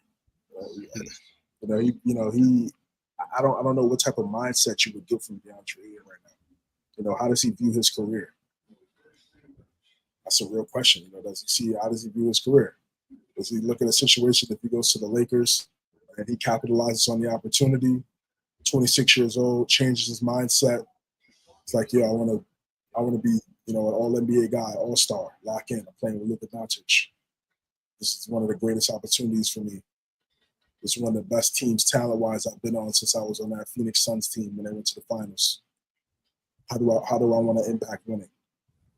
If that's his mindset, he goes out there and plays well, you could see something there. But the Trailblazers drafted 2 centers the 2 years he was there. Yeah. Klingen, and they just drafted Yang Hansen. So like that's to me, that's like a red flag. Like you're a 24 at the time, 25-year-old center, and the team that you're on drafted 2 centers in the lottery. They didn't build around you. They're trying to replace you. And they did. So, what happened there? Because he's young enough to still be a part of a rebuild. So what happened? Now that we've seen reports now on, what occurred in that situation, but it could shape, how, what this team looks like. I don't really see LeBron getting traded. I don't think so. I don't know. It's not 2010. It's not 2014 anymore. So I don't see him going to another team just to go to another team. I feel like he'd just retire for all that, especially at this stage of his career. You know what I mean? Now, if it was a situation where he was still, 30, 32, then I could see a change of scenery and go start somewhere else. But I think he rocks out with the Lakers this last year. If Bronny's still there, but I don't see him get traded at all. Doesn't make any sense. Everything's going for him. All the things he got in motion post NBA career is happening in LA. Why would you want to just remove yourself from that? I don't see it happening. But for the Lakers, in terms of team building, roster building, how are they going to contend? Are they going to be a threat in the Western Conference next year? That's real. And, DeAndre Ayton, I guess the talent is there, but I don't know if the mindset is there. And at the center spot, to me, it's always mindset first. At the 5 spot, it has to be. Right? It has to be. At center, it has to be. There's no other way. There's literally no other way at the 5 spot. It has to be mindset first. Period. So it's one of those strange situations. He's a real wild card. He's a real wild card. But I think with the Lakers' lack of depth at that position, I could see them definitely going to make a move there. I think they need to go get Horford too. Dead serious. dead serious. They need a starter and a backup center. Thomas Bryant, you could do a Thomas Bryant reunion. He's solid. They had some good moments with the Pacers last year. Do you think that they go for Westbrook? No, absolutely not. Because that's, hype. Everyone wants to say that. And I just and no offense to Westbrook, but that's already been ran and it was too congested, basically. So I just don't see how that would go still. Didn't Larry Nance Jr., didn't he go somewhere already too? Yes, he is with the Cavs. Yes. That's what I was thinking. Okay. So, I mean, really, even with this list of who we're trying to say the free agents available, half of them are already gone. Yeah. Well, July 6th. So, I mean, Gary Payton Jr. is gone. Giddey, we talked about restricted. So, Chris, let's see, Lance, it's gone. Tim Hardaway, Dinwiddie, I'm not for sure. Dinwiddie, I don't know if he signed yet. Yes, I don't think he signed. Ben Simmons is the same thing. It's the same thing with 8. Right? It's 2 former number 1 picks. Yeah. Under the age of 30. On the unrestricted free agency list. Mm-hmm. Precious. I didn't see him on there, but Precious on this list. That might be someone the Lakers be interested in. Someone that can be that power forward that still technically has potential. He's not had – he didn't get much playing time in Miami. Of course, they traded him, I think, to Toronto. It wasn't that trade, and he got more playing time and got to develop a little bit. You could see the potential there. So, if he's not signed back with Toronto, I'm not for sure, but maybe he was with the Knicks. He was with us for the last 2 years. Oh, yeah, with the Quickly trade. Yeah, he was in the OG trade. Quickly trade, yes. And he was solid. He had some good moments, Mm-hmm. for Tibbs. You do a couple of mistakes with Tibbs, and you don't play for like 80 games. So it's just one of those things there. That could be a nice pickup for him. Mm-hmm. That might be their diamond in the rough, if anything. Yeah, listen, he knows his role. He knows he knows what he needs to do if they were to acquire him. It's just one of those situations. Ben Simmons said he wants more than the mid-level exception. I don't know. I think the Lakers, that's really probably all they could offer at this point. Yeah, I think think they get a crazy contract.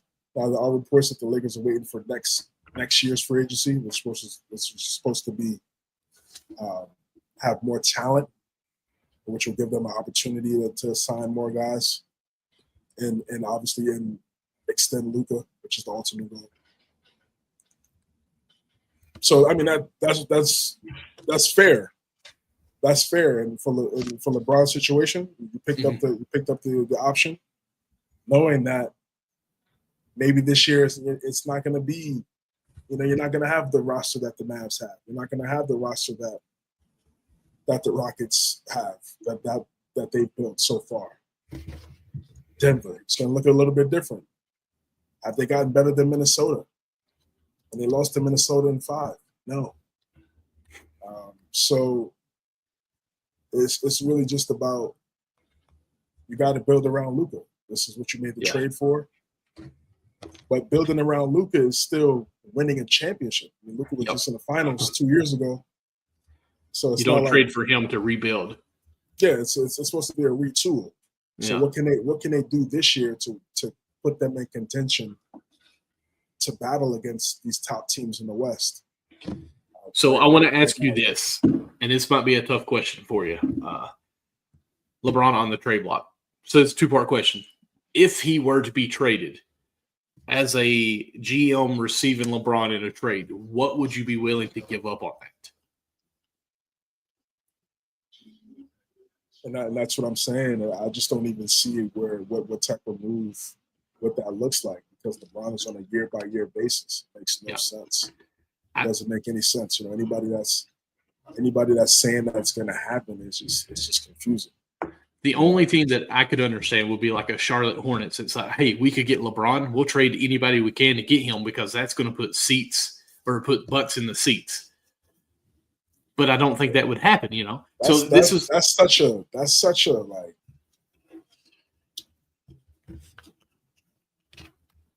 such a desperate move. And for the NBA, these owners, they have so much pride, man. Even if it's nobody showing up to those games, they will. I feel like that they would be criticized for that. It wouldn't be if a team were to do something like that. I don't even think LeBron would want to do that. That's like circus vibe. That's like a circus vibe. Yeah, you can watch the LeBron last year's show in Charlotte. It's like, nah, nobody wants. It's gonna be Lakers. I don't see a team. These teams are not gonna make it. These teams are not gonna make a trade. They're gonna cut their roster for, 1 foot in, 1 foot out. LeBron right now, like it just makes no sense. Yeah. That's terrible team building. The only teams that I could really see that could make sense in doing it, not roster wise, but just sense doing it, is a Miami or a Cleveland. Hey, it's a farewell. Go back to one of your teams that you wanted at and ride off into the sunset. But if I'm the Lakers, I'm not trading LeBron without getting somebody back on my team that's going to put me in contending situations there, So I just don't think it's happening. And that's why I was going to say this might be hard for you to answer, because to me, if I'm a GM and I'm thinking the LA Lakers are wanting to make a trade, maybe going for Austin Reeves instead of LeBron, because at least you could get more back on that. If I'm the Lakers, like we're saying LeBron, but is it really Austin Reeves that they're trying to do in the shadow? Like, oh yeah, we're going to trade LeBron, but really Austin Reeves is the one available. We need a instant solid player at point guard or whatever, with some draft picks that we could build with this as well. Because that's where I would go with this. Austin Reeves proved himself, went undrafted. He's proved he's got his bags. Go off and actually show you can be that guy as a starter on a team.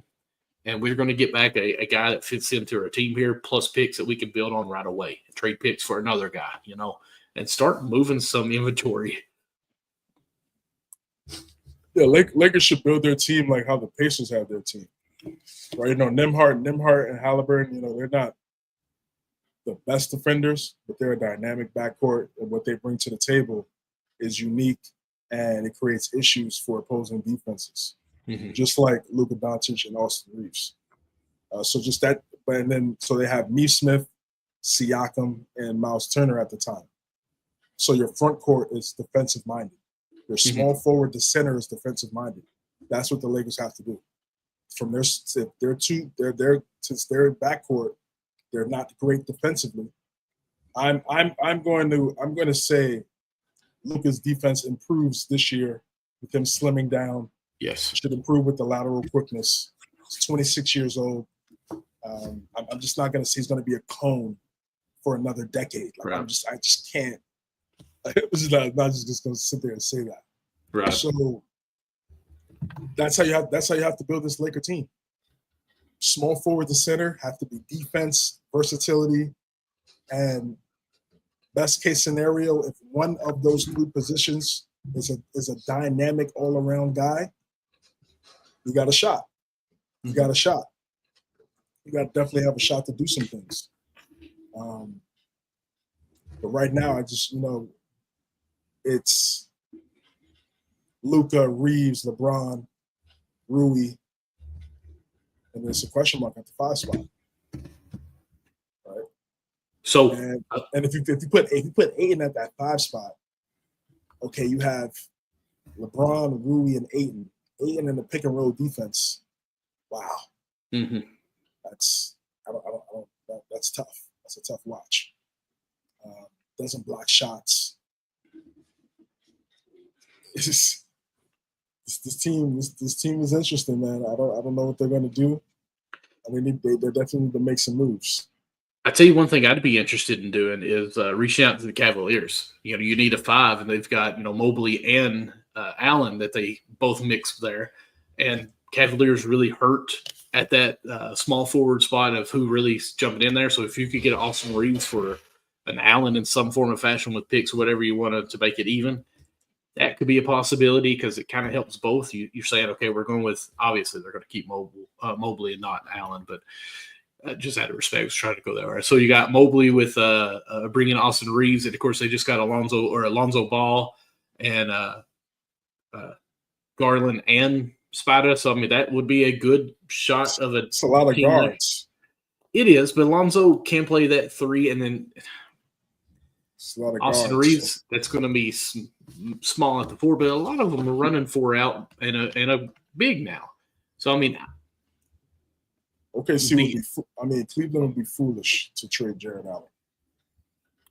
I agree because honestly, in today's time, you have to have those 2 bigs. You know, you're seeing so many people build. We talked about earlier, but you know that's something Cavaliers has been talking about in years past. That you know, are they going to move from Allen and totally go with Mobley? But they've been making it work with both of them. So you might be able to butter it up where they might say, okay, you thought about trading before, and you know he's had a good season. So is he going to keep that up, or will he fall back to what you all thought he was last year? You know, so. To me, if I'm Cavaliers, I'm not really trading any of my core guys away because how well we played last year. But it could be enticing for them, I think, and it would help the Lakers. There's another thing too. Like no one really wants to make moves with the Lakers. And honestly, I mean, I don't know if a lot of these GMs like Rob Pelinka like that. I don't know. I mean, because he's been able to make some solid trades at the trade deadline. That's really been his calling card. Trade deadline, he's made his iconic moves. Those are his best moves. Trade deadline, off season, that's great. Westbrook didn't let Caruso go. They couldn't pay Caruso Caruso wanted $10 million. We trying to lowball Caruso. So. You have these situations now where you don't have any draft picks. All your assets is gone. I think they have that 2029 first round. They're still holding on to that one. They're holding on to that 2029 first rounder for dear life. So this team, man, is it's looking a little bit is different looking squad. As I said, but the right way to build the team. If you keep Luka and Reeves. Your small forward to center spot have to be versatile defensive players. Versatile defensive players. Yes, those guys have to apply effort on defense because they're going to be hunted and matched up in the playoffs. It's 1st to 4. Where's the weaknesses at? They have to definitely apply effort and sit in the chair and lock in. If they want to win, that they have to do that. But And still, you have to compliment those guys with willing dogs. For real. So if Rob Pelinka doesn't do that, I don't. They're going to be a good team. They're going to be tough to stop. They're going to score. But when it comes to the intangibles, the little things that's necessary to win, second chance points, rebounding, defensive rebounds, altering shots at the rim, setting good screens to create easier baskets for Reeves and Doncic, they're not able to do that, then they're going to be one of these playing teams, fun teams to watch. But championship, don't see it. We'll have to see how they go because we all know the Lakers are probably the most talked about franchise in the NBA because of who they are and what they have on the team as well, or who they have on with their team. So we'll definitely see how this pans out because let's be honest, the past 3 years, we've talked about Rob maybe having to be let go because of the moves that they haven't made. So you get Luka to come in, and that all goes away, and now you're already being talked about being worse than what you were last year. So we'll definitely keep an eye on that moving forward because I think it'll be something we talk about for week in, week out. We'll see here. We got a couple more topics, I think. We're at 11:30. Yeah, we got a few more here. See here, some NBA free agency news. Okay, I like how you can bring this up. Okay. Yeah, we're not. We're just gonna go through some marquee, solid additions and pickups. Scroll through some of these. Kind of really talked about the Hawks. Obviously, the big move was Porzingis there. Getting Nickeil Alexander-Walker coming off the bench. Nice pickup for the second unit, Luke Kennard. That's a nice backcourt, second unit backcourt for the Hawks. And they've done a really good job this offseason. I'd have to put them up there as probably one of my top 5 teams that had a really good offseason based on what they've done, how their team is built, what their direction is going towards. I like what the Hawks have done. I agree with you on that. I think Hawks are a team that we will talk about for a bit on their picks there. And well,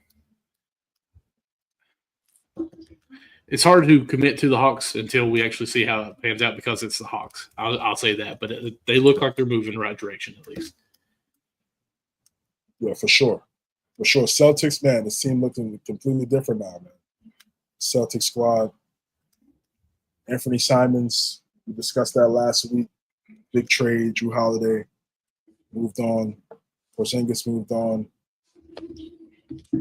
George Niang, good shooter, not a great defender. Luka Garza will try to do similar things that Luke Cornett did for the Celtics last year.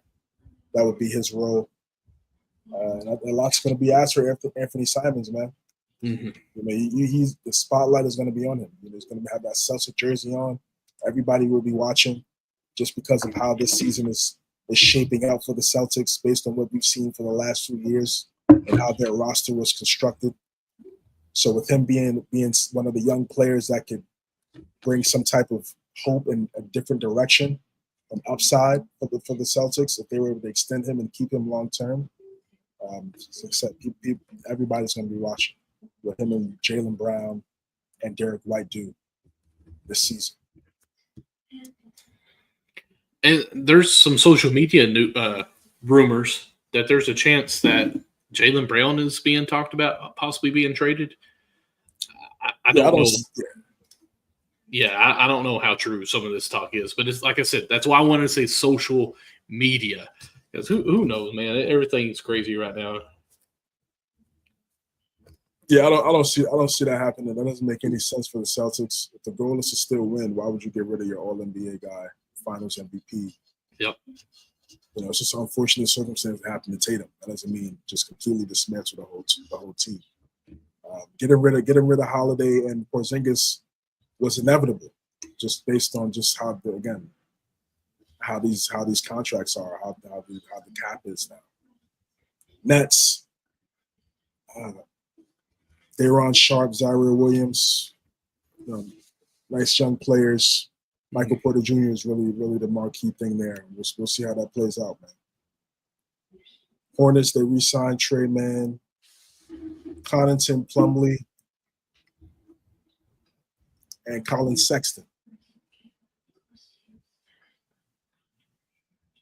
I don't know what the Hornets is an interesting team, man.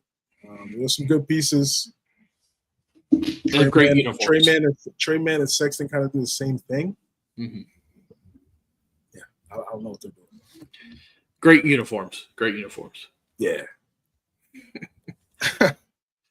Bulls, Trey Jones, nice backup point guard.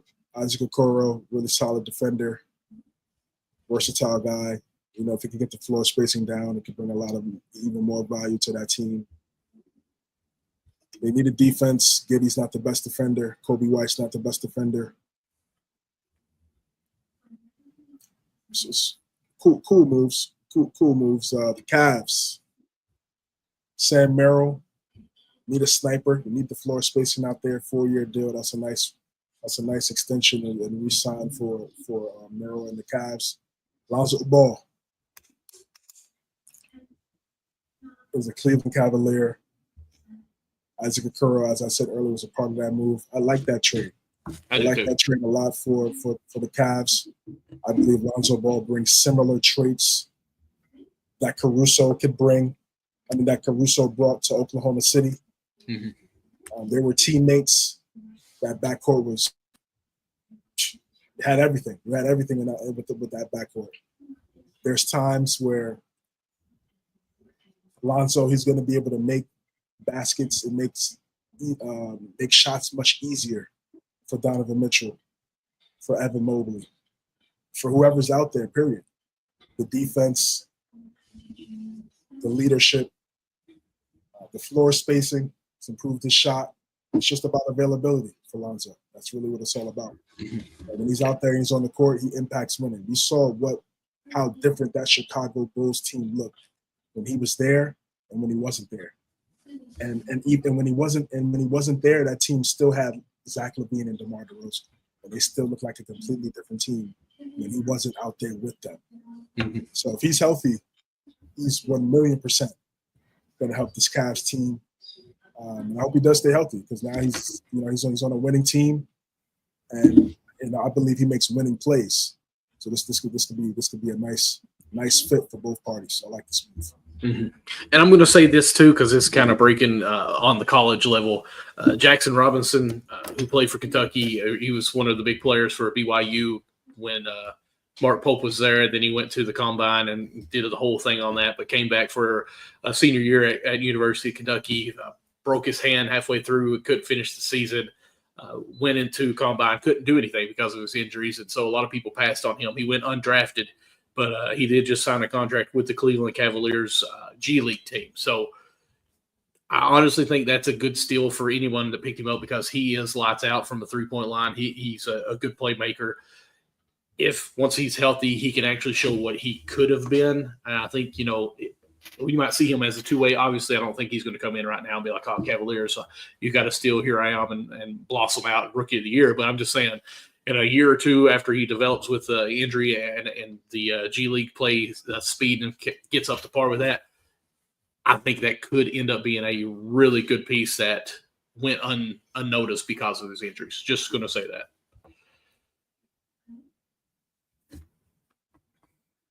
Okay, we'll see, man. It's underrated. We'll see Summer League. If he's able to play in the Summer League.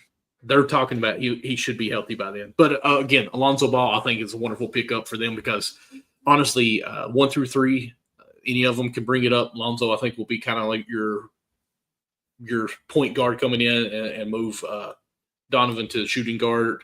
And on defense, I think Alonzo will be your small forward defensive person, and this may relax Garland a little bit more because we've been waiting for his 100% develop on what he can be. But hopefully this will ease that transition there. Yeah, they were in Dallas. We extend Gafford. We re-signed Kyrie, and then they signed D'Angelo Russell. I was a little That's surprised low-key by real that. good. Yeah, I was surprised by that. I thought Russell would probably want to stay in Brooklyn and want to be the guy. Mm-hmm. But for him to go to Dallas, see something special over there, he knows Kyrie's going to be out, so he can contribute early on this team. Has to be a defender, has to be a playmaker, has to make passes, has to make shots easier for Anthony Davis, Derek Lively, Cooper Flagg, Klay Thompson. Has to be a floor general first before the shot. On this team, you have to be a floor general. Yeah.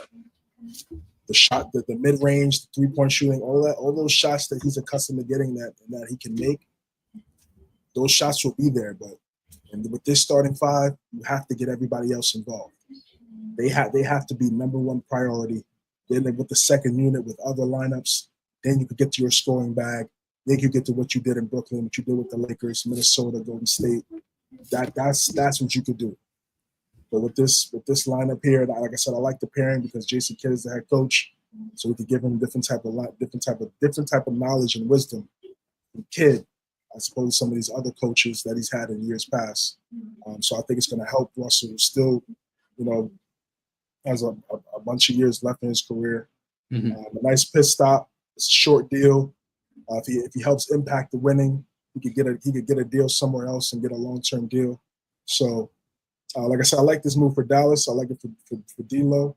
We'll see how it plays out. Like I said, he has to be a floor general, man. Has to be a defender, but a floor general first. We could do that. He's gonna help Dallas definitely. With the void being missed with Kyrie being out for a substantial amount of time.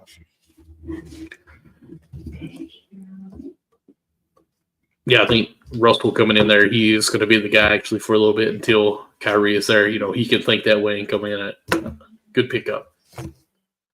Absolutely. We got the Pistons, Paul Reed, added to some front court depth. Karis LeVert and Duncan Robinson added to the team. Duncan Robinson, I think this is a great move. Adding a shooter, Malik Beasley, probably. We'll see what happens, but it looks like it's not looking great for Malik Beasley right now with the investigation and things of that nature. So you have to get a shooter. Duncan Robinson is one of the best shooters in the league. You have to replace that void that Malik Beasley left you. So getting Duncan Robinson is good. He's going into a situation where this team is growing. They're starting to win more. They're understanding that they want to do something special. It's very similar with like when he was in Miami, when Miami was winning these games, kind of underdog mentality. Everyone counted them out. So him being on those type of teams and now going to the Pistons, and that's their identity. I think it could be a nice spot, a fresh coat of paint for him. He was kind of coming off the bench over these last few years. So now I think with Detroit playing with the new squad, Kate Cunningham is a playmaker. It's definitely going to get him a rock. Like that pickup, Karis LeVert is a bucket. You could always have buckets coming off the bench. Igniters in your second unit are always key. So like I said, cool moves for the Pistons. I believe ultimately Jaden Ivey becomes that second option for them, and it could be really scary. Yeah, for sure. The Pistons, I mean, we're 2 years away from them to losing 27 games, I think, in a row. And now to see that they may be adding these depth here to where they could easily be a playoff team next year in the East. So Duncan Robinson, if he can be the guy that we've seen in Miami as far as knockdown shot and defensive player that can help this unit that he'll be on, I think it's great pickups here. I do think losing Tim Hardaway Jr. hurts a little bit, but hopefully Duncan is still able to play the defense that he was expected to play in Miami. He is getting older. He has some injuries, so I don't think it's completely there, but we'll see how it plans out. I don't think there's much routing on him to be that guy. This is just going to be, hey, when you get the ball, you better knock it down. Yeah, floor spacer. Golden State hasn't made any moves. We talked about Houston. Pacers looking rough right now as it stands. Clippers sign Brook Lopez to that 2-year deal. Extend Harden and Nicholas Batum. Like I said, I like these moves. Like I said, the Brook Lopez deal is great. You know, they kind of under the radar came out of nowhere and picked up Brook. Got a champion as your backup 5. Floor spacer, defensive player of the year. Doesn't get any better than that. I know he's 37, but he still brings value. I think picking up Batum to be a coach on the bench is great for them. I feel like he's been in the league for at least, 50 years? Like, how long has he been in there? But no, obviously the veteran that he's been and the health that he's been able to still maintain. I mean, he still balls out, man. Let's be honest, and he's knocked down. You know, that's the main thing in the NBA now. If you make your shots, you're good. Sure. Facts. Lakers, just Jake LaRavia. That's it. Nice shooter off the bench. Nothing else really there. Grizzlies. Big moves, really. The Bane move was, kind of trying to chase some things. Aldama is a nice backup front court player for them. Cam Spencer coming back, and Jerry Jackson Jr. is going to get a multi-year extension. Obviously, he's one of their best players. Cole Anthony, Caldwell Pope, and Ty Jerome. That's like I said, it's not Bane, but you're getting production from Cole Anthony and Ty Jerome. Those guys had really good years last year for the Magic and the Cavs, respectively. KCP is going to come in there, championship experience, starting shooting guard, playing alongside Ja, playing alongside Jerry Jackson Jr. Shots will still be easy for him. We'll still get a lot of easy and wide open shots because of the attention that Ja brings. I didn't have the best year last year, but like I said, sometimes new scenery can change some things. Miami, like I said, the Davion Mitchell bringing it, keeping Davion Mitchell was smart. Smart. Even if you do get Dame, always been a fan of Davion Mitchell in his game. It's kind of like he shows moments where he could be a starter. He's not the tallest type guy, but what he brings to the table defensively, his effort, his heart, you always have to have those type of guys on the team. So just the pickup there for Miami, and obviously it's potentially they could try to get Dame here in a couple of days. Bucks, T-Wolves. T-Wolves, Nas Reed, 5 over 125, 6th man of the year. Julius Randle getting 3 over 100. Necessary for your front court. Great chemistry with Ant-Man. Randle played really well in that series against the Lakers in the first round. Had to silence some doubters about playoff performances of him not playing well. Him doing that definitely helped him get this deal. It's a really nice deal. Could easily get another contract in a couple of years. So he's 30 years old right now. It's a nice move. You solidify your front court for Minnesota with Gobert. Necessary. I know you got rid of Nickeil Alexander-Walker, but you got Dillingham there. You got Terrence Shannon Jr. Got some young guys that may be ready to develop and grow right now. And you let someone like Alexander-Walker go. Had good moments, but next man up. Sadiq Bey, the Pelicans, Kevon Looney. I like the Kevon Looney pickup a lot for the Pelicans. I really do. Them drafting Derek Queen at that 4 or 5 spot, Zion there, just adding to the front court. You got to have depth in the front court. Kevon Looney could easily come in there, come off the bench, get offensive rebounds, crash the glass, set really good screens, multi-time champion. Something that they haven't really had on that Pelicans team. They haven't had experienced players come in there and know how to win, set a certain standard. I think he's gonna be respected. Jordan Poole, also a champion, but what's the direction and how is he going to view his career right now? DeJounte Murray's injured; he's hurt, coming off the ACL.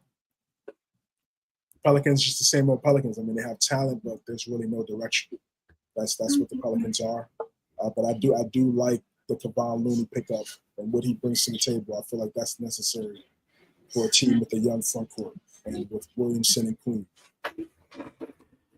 If the Pelicans can get the players to play ball and not have outside things interrupt, this could be interesting. Jordan Poole, we've had whatever, Zion with whatever going on too. If they could just play basketball and not worry about outside the games, could be interesting. Still, I don't bet on them anymore. Yeah, no, you can't do it. Knicks adding Clarkson and Gershon Yabusele to shore up that second unit. I like these additions. Clarkson, one of the best 6-man that we've seen in a very long time, 6-man of the year winner. Gershon had some really good moments for Philadelphia last year at that small ball 5 spot. Knicks weren't keeping Precious Achiuwa, so he could come in and kind of fill that role. Good, average shooter, not the best shooter. Good screen setter, really good passer at that 5 spot. So he could come in there and create different type of lineups for the Knicks that they didn't really have at that backup 5 spot before. So you have Clarkson, Hart, Deuce McBride, and we'll see maybe somebody else off the bench, but that's a nice second unit for the Knicks. I like these 2 moves by New York. I agree with you. Jordan Clarkson always is a great guy off the bench and a good player as well. So I think those are good 2 picks. Now, if we can only find out who's going to coach them. Yeah, that's just that's a big question right now. Orlando, we kind of talked about them. Philadelphia really hasn't made a lot of moves.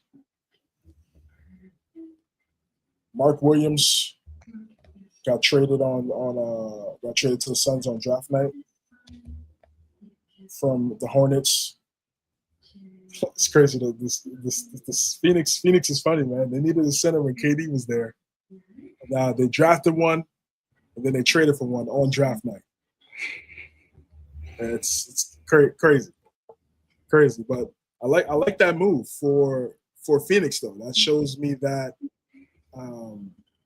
they want to build around Booker, and Booker's going to get that. Booker's going to get that extension. Can't turn down $71 million a year. No one's turning that down. No, if you turn that type of money down. So he's gonna sign the extension with Phoenix, and I don't know what you're gonna get from Jalen Green. He's the wild card. If he could get unlocked, if they could get unlocked as a backcourt. That's dangerous. We said this last week. But now you're adding Mark Williams. Now you added the center Kaman from Duke, and into the fold. It's Ryan Dunn last year showed some flashes as a rookie, back up power forward. They could find a small forward. If they could find a small forward, it could be Green, Booker. That 3 spot is key. Ryan Dunn and Mark Williams. Mark Williams has to stay healthy. Mm-hmm. That's the thing with him is the health. When he's out there, he's very productive. He's very productive. He started to figure it out. And it was, to me, it was a very intelligent move by Phoenix by just, even though they drafted the center and traded for him,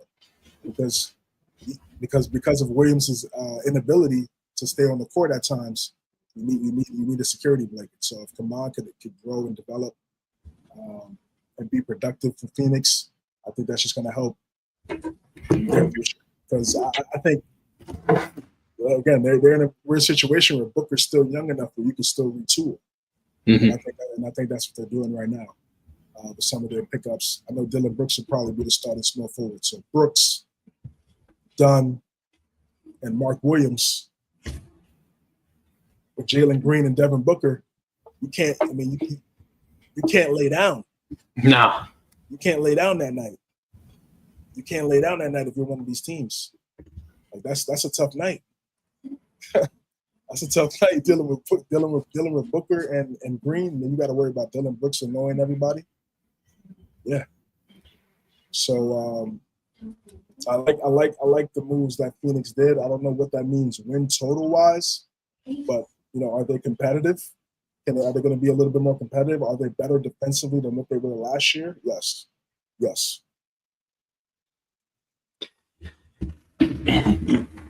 I still want to see what's going to go on with Brad Beal.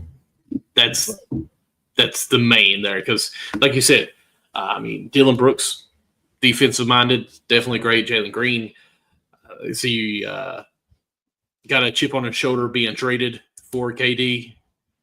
Do you go to the Suns team? So you know what? Since he couldn't win here and they traded for me, think they're better. Let's go and get this. And really, push himself and free up a little bit of Devin Booker here. The Suns are an interesting team to see how they play this year. To me, they should have the biggest chip on their shoulder out of anyone in the league, in my opinion. The Trailblazers, kind of talked about them already. Mm-hmm. Kings. Do you think Drew Holiday stays with Portland? No, I don't. I think they work some type of deal out. He gets bought out, signs with the contenders. Kings, they needed a point guard. They signed Dennis Schroeder to a 3-year deal. They traded Halliburton and Fox, and then signed Dennis Schroeder. Incredible team building. Spurs, Cornette. Cornette was really the only move, but I like that move. I like that move by the Spurs. Cornette's a champion, really good screen setter.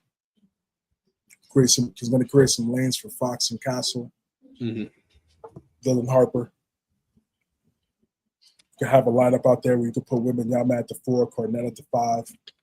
Have Wembanyama be a help side defender. On the short roll, he could get the ball. Wembanyama could get the ball on the short roll, dump it off to Cornette at times, could dunk the ball. So if teams want to go tall, they could go tall. So I like the move from the Spurs. Like I say, he's a champion. He has that experience. I think he could definitely help Wembanyama as well as being a veteran, being in the league for a very long time. I like this move. I like this pickup for the Spurs. It's not like a major move, but from what they already have, this is what you need. Mm-hmm. And I agree with that. I mean, there's really not too many moves they need to be making right now. I think they're growing. They're in the right pace. Raptors re-signed Rockefeller. I think it's a smart move. I mean, you got a quality starting center already on your roster. It's like why get rid of him? Why get rid of him? I know the Raptors and Masai Ujiri parted ways. That kind of shocked me a little bit. I don't know what happens there. I mean, the Raptors seem to be going in a new direction, executive-wise. So, I think, with some of these players that's on the team, things can look different. The team can look completely different now because it'll be somebody else's image. So, but nonetheless, you definitely still need, if you have a starting center on your team, you have to keep it. Jazz is going to, they're going to build their team through the draft. We know that. Same thing for the Wizards. We're just adding some veterans. And that pretty much wraps up the offseason. It's not a lot of, free agency. Not a lot of marquee names right now. Marquee moves. But I feel like this was probably the offseason for getting high IQ role players. Oh yeah, definitely. That's what this offseason is really predicated towards. You see OKC had a plethora of those guys. And that's what helped them win that championship. That's what helped them make sure their guys were fresh and route to the championship. So you're not playing your star players 40, 42, 40-something minutes in the regular season. You're spacing it out. You created mismatched lineups that create issues for opposing teams because they don't open their rotation like you do. It's what you're going to need in the parity era. In this parity era, in this new era in the NBA. So if you don't have the depth, you're going to get lost. So I like what some of these teams did. Absolutely. Again, we've said it so many times, it's a copycat league. And, everyone copycat to go like Steph Curry. And now we're seeing it go to kind of two bigs and depth at the guard defensively. So we'll see how it pans out. Keeps on going. So. Okay, CJ, I ain't gonna lie, it's almost midnight. I'm about killed out. I got to be at work at 7 in the morning. So if we could speed through some of these other ones here, of course, we can't end the show without talking about the NBA draft, in which we mentioned some. But of course, we all knew it was going to happen. But of course, Dallas did take Cooper Flagg at the number 1 overall. Really puts the Mavericks right up there in contenders for next year. Of course, their starting 5 at the end of the year, we'll say, looks like it's going to be Kyrie, Klay Thompson, Cooper Flagg, Anthony Davis, and Derek Lively. Of course, off the bench, midseason, the Russell will be the guy. Dinwiddie is apparently with Mavs. We were thinking that he was a free agent, but we knew he was somewhere. PJ Washington, of course, Marshall, and Gafford off the bench. So, I don't want to say platoon with these two but the second unit is decent and are in the roles of the other ones as well. But, that first unit, man, 1 through 5, if Klay Thompson can be half the person he used to be, this right here is going to be a scary thing. It's going to be crazy. It's going to be crazy. Like I said, if he could just be half the person. Yeah. That's going to be crazy. Nope. Easy selection, right, for Dallas. They got the lob of the century, giving them one pick for a franchise after everything that happened with them in February. Yeah, when they're healthy, they're a threat. They're definitely a threat. That front court, Flagg, AD, Lively the second. That's with Gafford, Yeah, with Gafford there as well. And best case scenario, Lively continues to develop, and you have Flag and Lively as your front court as the future of the Mavericks. That's a beautiful thing. As AD gets older, he helps mold those young front court guys. It'd be a beautiful thing if it all works out. This is a 3-year championship window, but it's also a unique window because you have Flag and Lively, who are pieces that are going to be there for the foreseeable future. Kyrie, 3-year deal. AD, multi-year deal. Like I said, this team is a threat, man. Congratulations to Flag. Man, I don't know who he believes in, but this is one of these situations where it doesn't work out like this for number one picks, and he could just go into the situation and play his role. Some people are saying he's not going to win Rookie of the Year. I believe he is going to win Rookie of the Year. I think he's going to be more of a scorer because Kyrie is out. AD does miss games here and there, right? So he will. I think if he goes into this with the mindset of this is my team, because essentially it is. He's number one pick. It's just you're just on an excellent team. But if you go in the mindset that this is my team, why wouldn't he be the favorite for Rookie of the Year? Why wouldn't he look to score, look to dominate, look to take over the game because it's his squad? So, when you see these people out here talking about he's not going to win Rookie of the Year because the team is good, I disagree. Now, yeah, we'll take some time. It may happen quicker than expected because I saw him in the USA in those practice games. Yeah, and he was facing up AD, pull up tray ball in AD's face, heavily contested. So it's not like he's nervous or he's scared of the moment. I mean, he's incredibly young, but he's confident, and I like his traits. I like his mindset. Plays defense, makes the right plays. Team player, leader. We saw how far he took Duke at that age. It's very impressive. Don't say Duke, okay? Let's. So Dallas got a gold mine. I think it's going to be a special player in this league, and if it all works out, I think right away he's going to show his impact just because of the roster that's constructed. Yeah, I mean, when you look at paper and you look at this picture, even like that starting five is maybe one of the best starting fives in the league for next year. But you also got to realize that Kyrie's not going to be there until at least February, at least. So Russell's going to be your point guard. Anthony Davis is, Anthony Davis, so he's going to be hurt. We know how that goes. So you're probably going to have P.J. Washington at the 4. So, I mean, if you throw in D'Angelo Russell, Klay Thompson, Cooper Flag, P.J. Washington, Derek Lively, which probably will be your starting five for some games, that has to be Cooper Flag dominating. Let's just be realistic. So I don't know why anybody would think that he's not the front runner for Rookie of the Year unless you're just hating on the guy because he's the number one draft pick. I mean, that's just all you can really say because he's going to get the opportunity on this. Klay Thompson can't really create as much as he used to with the ball. I mean, he had, 50 points on like 12 dribbles once, so he don't need that. But Cooper Flag is going to be ball dominant quite a bit. I mean, in my opinion, he should flirt with a triple-double with this lineup. Penetrating, kicking out, Klay Thompson 3 assists, get a couple rebounds because you're high on driving in, get those me bounds that may happen for him because of your size you're in there. Of course, scoring, he should be getting, to me, as the number one pick and the height that he has and what we've seen, I know rookie years are tough, but 15, 18 points should be what we expect from him coming out for sure.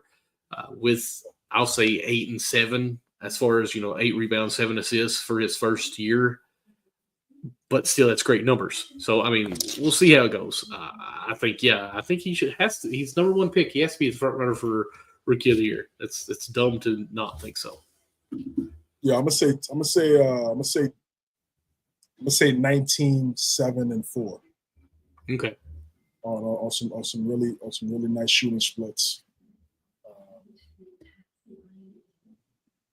Yeah, it could be high. Like I said, it could be higher. Klay, Kyrie. Yeah, but I'm gonna say 19. Let's say right now. Actually, no. Number one pick, generational. I'm gonna say he gets in that 25 and 5 club. He gets in that rookie season 25 and 5 club. Okay. LeBron, Tyreek, those guys, Luka. It's gonna be in that realm. Like I said, this team is stacked. Okay. I mean, I'm not mad at it. Yeah, and the second unit, Najee Marshall, Gafford, PJ Washington was the starting power forward for the Mavericks, and they went into the finals. They drafted him or traded for him. Yeah, so they believe in him. Yeah, they believe in him. And D'Lo could be a floor general and just get those guys going, get those guys involved. As I said earlier, that's the best case scenario until Kyrie gets back. Yeah, D'Lo made the smartest move, man. Let's be honest. Kyrie, 3-year deal. This unit, they're hoping to keep around for at least 3 to 5 years. Say Kyrie gets hurt again. Well, D'Lo, you're a guy. Like, you're the backup. It's next man up. Yeah, that's why I'm sitting here, and that's why I took this contract. So, yeah. All right, so rest of the NBA draft recap. Sorry, I'm being quick now.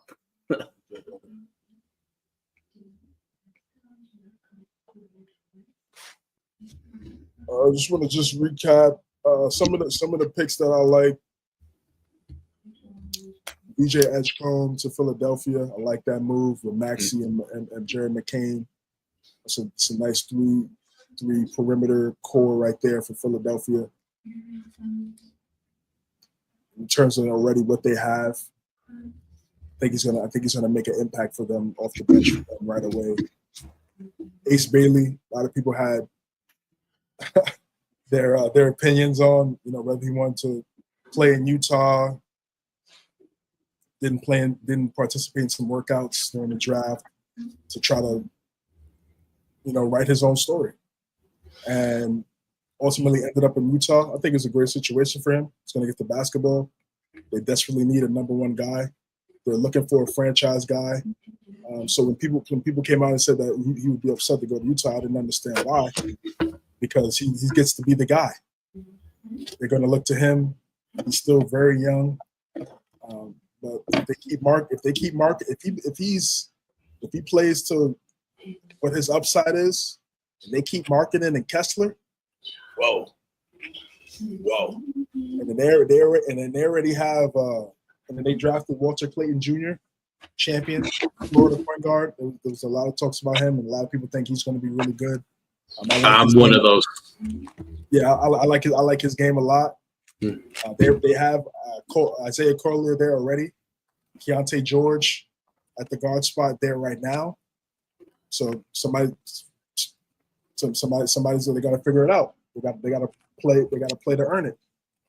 And I like what the Jazz did. I think the Jazz had a pretty good draft. Pretty good draft getting Bailey and Walter Clayton Jr. Yang Hansen for the Trailblazers. Watching him play, looking at how he played, I like his game. Game. But they already have Klingon there, so it's they kind of do the same thing. So I don't know what the Trailblazers are really doing. Some people are saying this move is more about marketing, but looking at his play style, and it's similar to how Jokic plays. It's that same type of play style. Dominate, nice touch, dunk the ball. Not the best shooter right now. He's still really young. He can develop and want to play like a center and want to be a dog. Could be a good piece for them. Derek Queen, I like that Derek Queen. Yeah, I like that Derek Queen move for the Pelicans. I would put Zion at small forward, and put Queen at power forward, and they would just have to try to find a center there. But if they could get Zion and Queen, if they could get extended minutes together, that's a mismatch on defense for the opposing defenses every night. Trey Murphy would be my shooting guard. I would go Trey Murphy, Zion, Queen, and you need a point guard in the center. Hopefully DeJounte Murray could be that guy. And then finding the 5 spot is the most important thing for that lineup, because Zion and Queen right now aren't the best defenders. So we need somebody to help with that. But I like Queen's game. Reminds me a lot of Zach Randolph, Al Jefferson. It's really like a throwback, but he has his own style. He can work on his shot. and his perimeter shooting, he's going to be dangerous. He's going to be a problem. So just a quick recap. I know it's late, guys, but those are some of the moves that I liked in the draft. I'll even go with one more. Here's Cedric Coward. I actually like that with Memphis Grizzlies as well. I think that play style, since Bane is now gone, him and being another guard, we'll kind of see how they plan on using him. But I do think I think he played for Utah, wasn't it, in college? I'm trying to look real quick. I can't find it. But anyways, I think he played for Utah, and of course he was a very versatile player. Got some quick speed and good handles as well. A good jump shot, obviously, got to be important in this league. So I think he could be someone that people overlooked in this draft, went 11th, which is not overlooking too much. But I think Grizzlies is a great place for him. If Cooper Flagg isn't the Rookie of the Year, who's your sleeper that you think could possibly win it? It's a good question, man. I'm going to say Ace Bailey. He's going to get the basketball, man. He's going to get the basketball. This is how high I'm on him, and I'm going to stay with the same team, but I'm going to go with Walter Clayton Jr. I really like what he did. So I do think it's Utah where we're at because, they do have some good players, but they don't have an outstanding player, and these two guys, in my opinion, can possibly be those. And we don't know if Ace Bailey actually ends up signing with them or playing because whatever's going on there. But Walter Clayton Jr., man, when they needed a bucket, Florida went to him, and he did whatever he could to get that bucket. So I really think his offensive threat that he has for Utah Jazz is going to be phenomenal and fun to watch, especially him going at 18. If they turn out to hit a home run with those two picks, with Markkanen and Kessler, well. All right, lastly, who will MNC choose?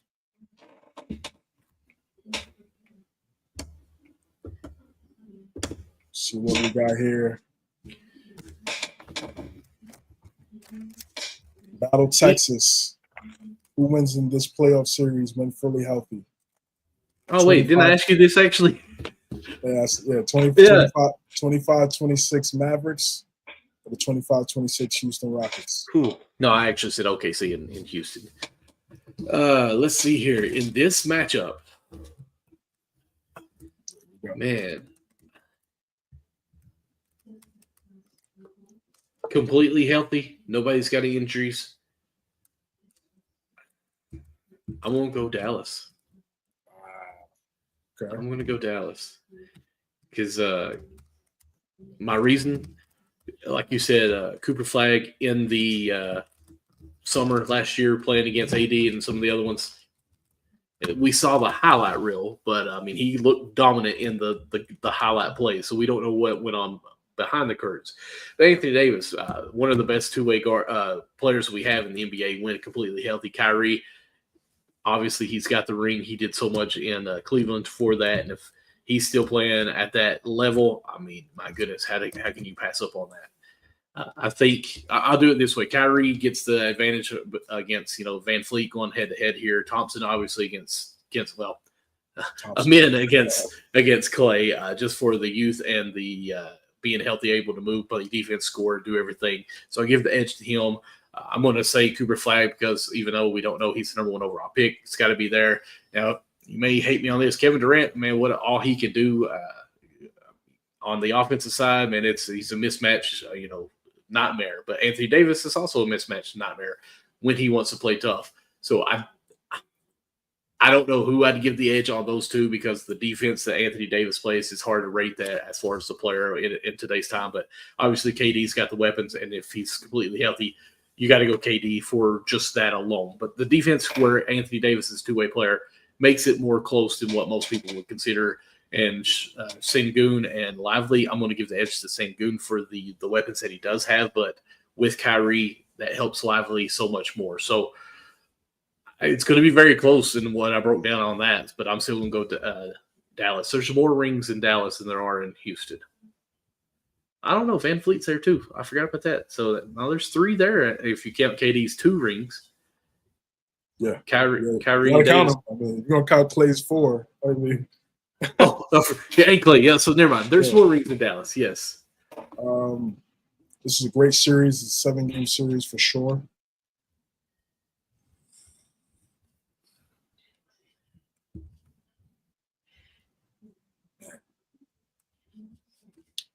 Leaning towards Dallas as well in 7.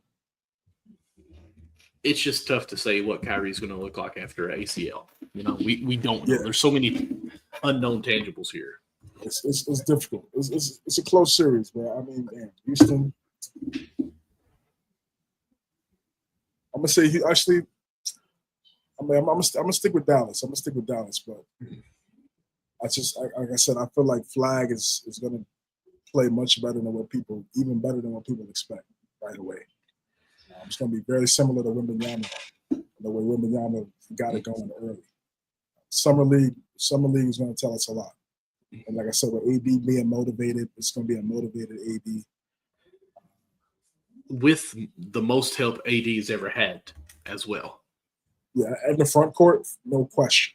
Probably since the 2020 Laker team. This is the most depth on the front court around him he's had, no doubt. He can play the 4. Yeah, exactly. He can play his natural position now. And be happy. As a power forward, of course.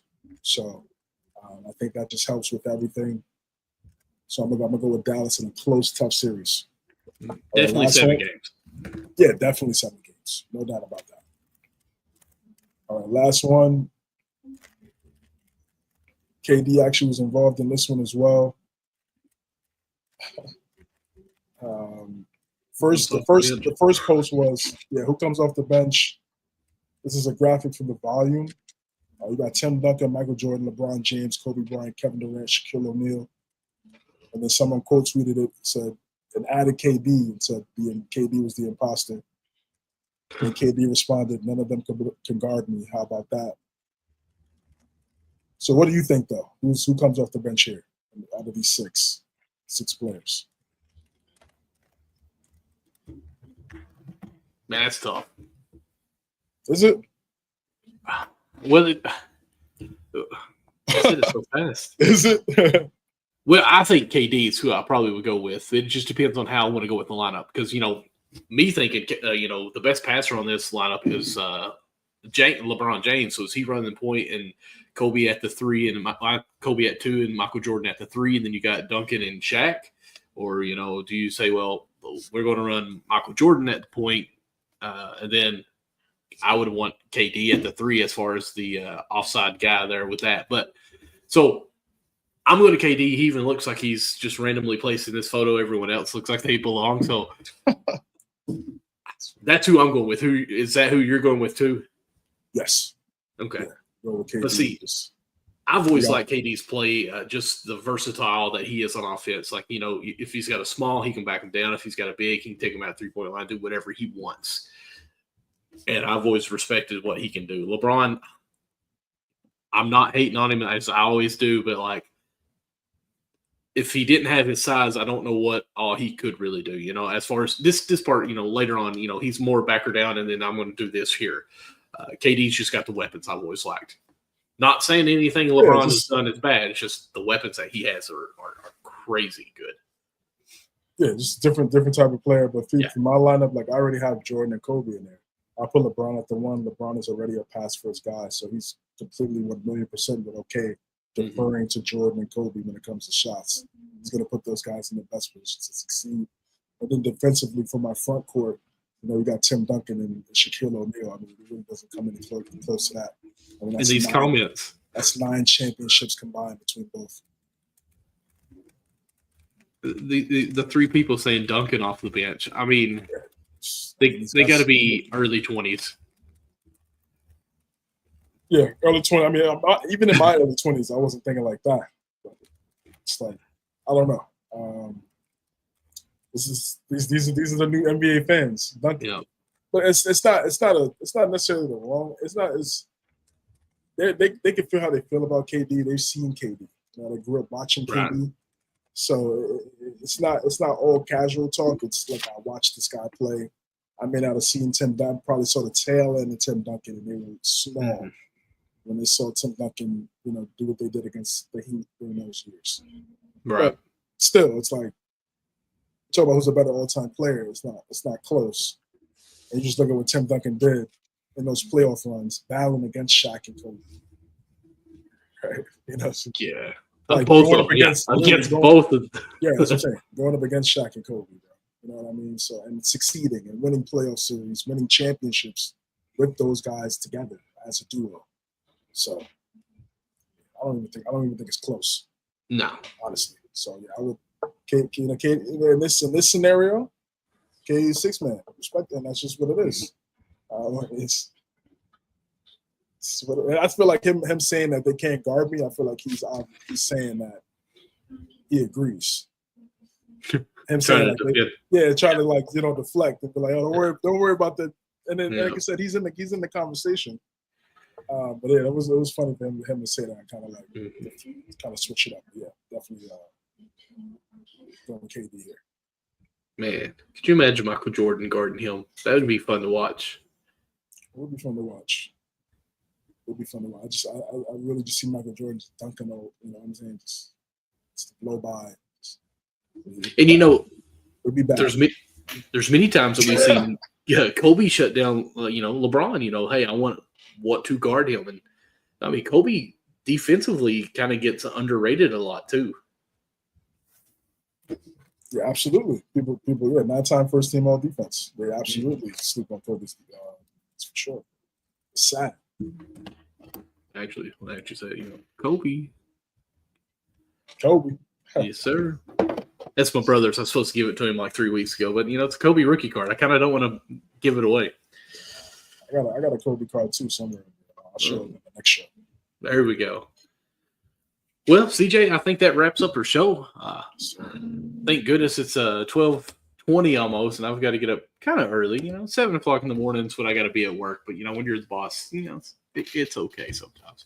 But CJ, where can everyone find you at, and tell us about what you're doing on YouTube? You can find me on X at cjames9_. Find me on IG at cj.james9. Doing some morning sports polls, getting a lot of success with that. Awesome. So check out my story. You want to vote on some things that's going on in the sports world. Check out my story on IG, cj.james9, as well on YouTube. CJ versus the World to 200 subscribers. Thank you guys. Awesome. 144 people in here at 12:19 a.m. We appreciate you guys tuning in, man. Thank you. Grateful. Thank you. You can find me MD Lawson00 all social media platforms. I do have a second show. Will be tomorrow at 9 p.m. where I talk everything Kentucky sports. We got actually I don't know how much baseball college you come up with, but or pay attention to. Murray State was a team in Kentucky that actually made it to the World Series, and they're like a very small school. We got their head coach coming on, not tomorrow, but the next week after, I think it is. So it should be fun to talk with him about how it was taking a small Murray State. That's where John Morant played, I think. So it's a very small school, but obviously they've got some history of being good. So he's going to come on the show and just talk about their run. Should be fun with that. But you can find me on everything like that. MD Lawson00. But anyways, guys, we thank you all so much. We will see you all next week, and when some more free agent signs, and kind of keep you posted. And we'll be almost ready for Summer League, won't we? Yeah, Summer League start next week. So yeah, wow, like it keeps going. Guys, y'all have a good one. You too. Guys, take a week. Have a good week, man. Happy July 4th, Independence Weekend. Get some barbecue, get some good eats. Yes, eats, good vibes, spend time with the family. Like I said, man, happy birthday. Be careful. Don't lose any fingers. Yeah, man. Take care, guys. Yeah. Happy 4th.